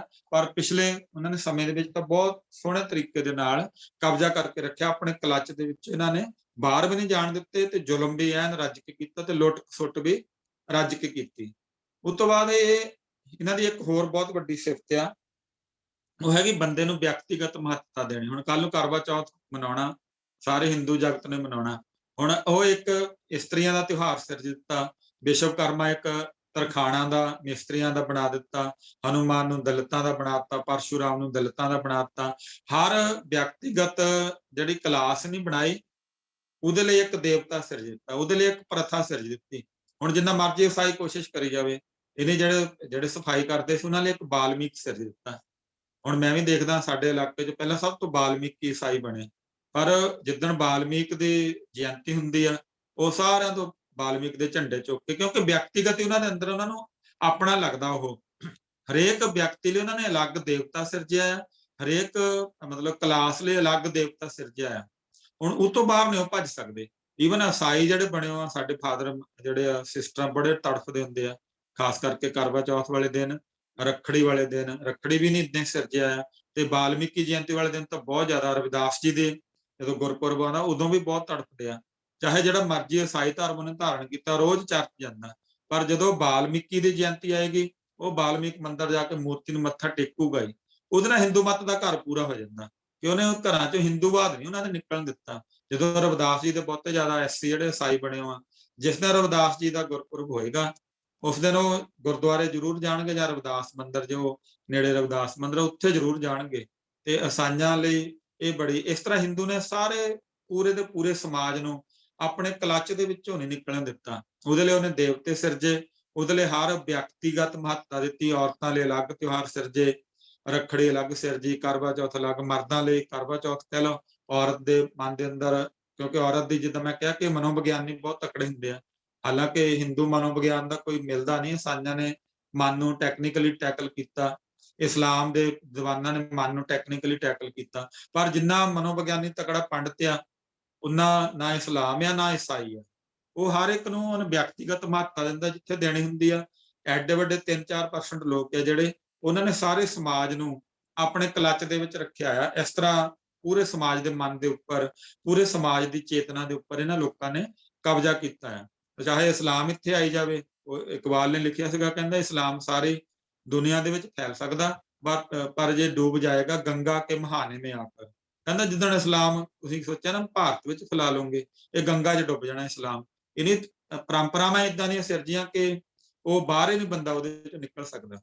ਚਾਹੇ ਉਹ ਈਸਾਈ ਬਣ ਜਾਵੇ, ਚਾਹੇ ਉਹ ਮੁਸਲਮਾਨ ਵੀ ਬਣ ਜਾਵੇ, ਅੰਦਰ ਡਰ ਏਦਾਂ ਪੈਦਾ ਕੀਤੇ, ਅੰਦਰ ਉਹਨਾਂ ਨੂੰ ਵਿਅਕਤੀਗਤ ਮਹੱਤਤਾ ਇੰਨੀ ਦਿੱਤੀ ਉਹ ਹਰ ਜਾਤ ਨੂੰ, ਹਰ ਛੋਟੇ ਛੋਟੇ ਚੀਜ਼ ਲਈ ਦੇਵਤੇ ਸਿਰਜ ਕੇ, ਉਹਨਾਂ ਦੇ ਮੰਦਿਰ ਸਿਰਜ ਕੇ ਉੱਥੋਂ ਪੈਸਾ ਵੀ ਲੈਂਦੇ ਆ। ਤੇ ਉਹ ਵਿਅਕਤੀਗਤ ਬੰਦੇ ਨੂੰ ਜਦੋਂ ਮਹੱਤਤਾ ਮਿਲਦੀ ਆ, ਉਹ ਵੀ ਬਾਕੀ ਸਾਰਾ ਕੁਝ ਭੁੱਲ ਜਾਂਦਾ ਉਸ ਦਿਨ ਦੇ ਲਈ। ਹੋਏ ਹਿੰਦੂ ਮਤ ਦੇ ਟੂਲ ਆ ਜਿਹੜੇ, ਇਹ ਜਿਵੇਂ ਜੋਗ ਆ, ਪਹਿਰਾਵੇ ਆ, ਕਲਾ ਆ, ਦੇਵਤੇ ਸਿਰਜਿਓ ਇਕੱਲੇ ਇਕੱਲੇ, ਵਿਅਕਤੀਗਤ ਮਹੱਤਤਾ ਦੇਣੀ ਆ। ਹਿੰਦੂ ਮਤ ਆਪਣੇ ਟੂਲ ਜਿਹੜੇ ਸਿਰਜਦਾ ਸਾਰੀ ਦੁਨੀਆ ਦੇ ਵਿੱਚ ਲੈ ਕੇ ਜਾਣ ਦੇ ਲਈ। ਉਹ ਤੋਂ ਬਾਅਦ ਹੁਣ ਆ ਜੀ ਆਪਾਂ ਸਿੱਖ ਮਤ ਦੇ ਵਿੱਚ, ਕਿ ਸਿੱਖ ਮਤ ਕਿੰਨਾ ਕੁ ਟਾਈਮ ਰਹਿੰਦਾ ਹਰਜੀਤ ਸਿੰਘ ਜੀ?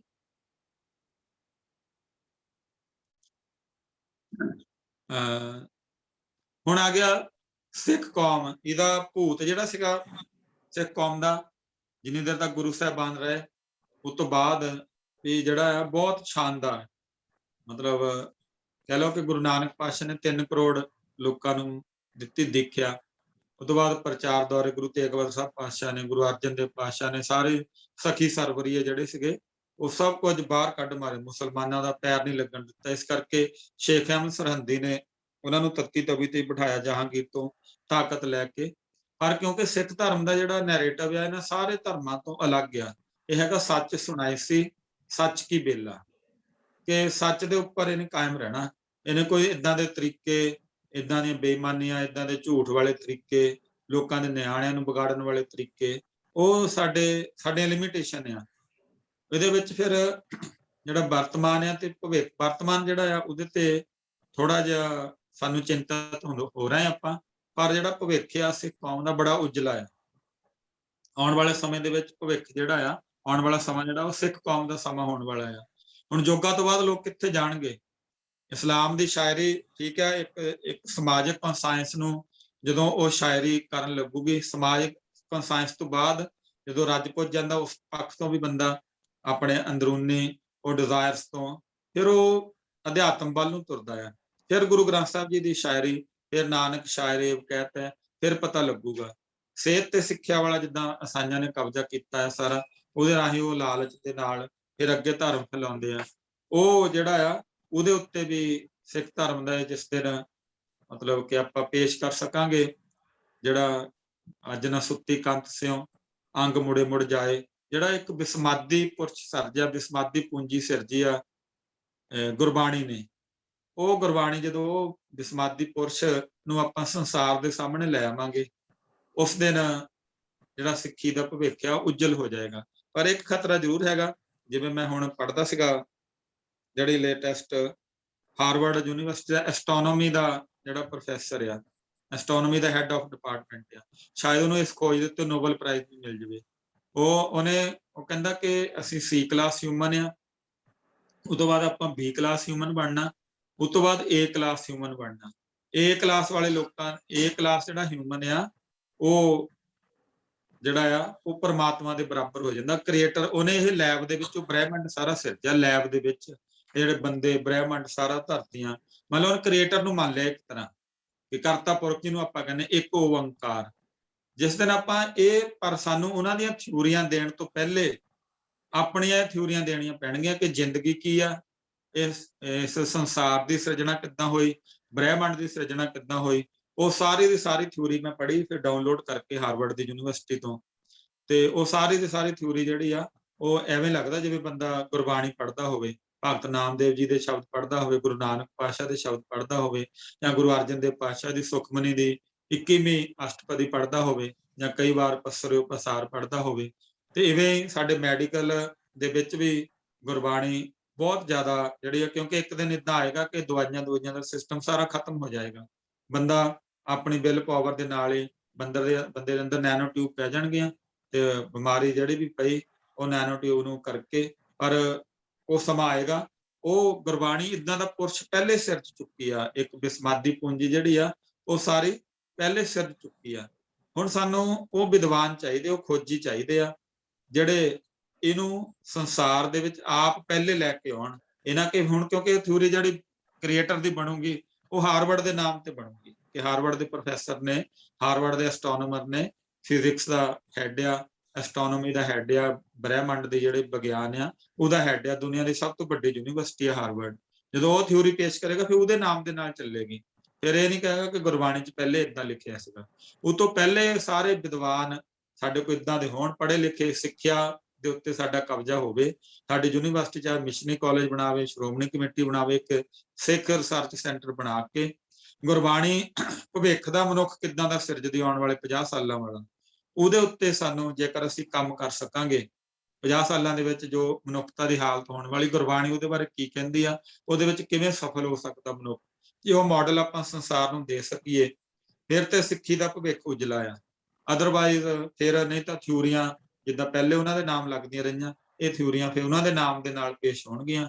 ਗੁਰਬਾਣੀ ਦਾ ਪੱਖ ਜਿਹੜਾ, ਸਿੱਖੀ ਦਾ ਪੱਖ ਜਿਹੜਾ, ਉਹ ਫਿਰ ਧੁੰਦਲਾ ਪਿਆ ਰਹੇਗਾ, ਉਹ ਫਿਰ ਲੋਕਾਂ ਦੇ ਸਾਹਮਣੇ ਨਹੀਂ ਆ ਸਕੇਗਾ। ਸੋ ਸਾਨੂੰ ਇਹੋ ਜਿਹੇ ਵਿਦਵਾਨ, ਇਹੋ ਜਿਹਾ ਰਿਸਰਚ ਸੈਂਟਰ ਆਉਣ ਵਾਲੇ 50 ਸਾਲਾਂ ਜਿਹੜੇ ਮਨੁੱਖ ਨੂੰ ਸਿਰਜਦੇ ਹੋਣ, ਉਹ ਪੈਦਾ ਕਰਨੇ ਪੈਣਗੇ।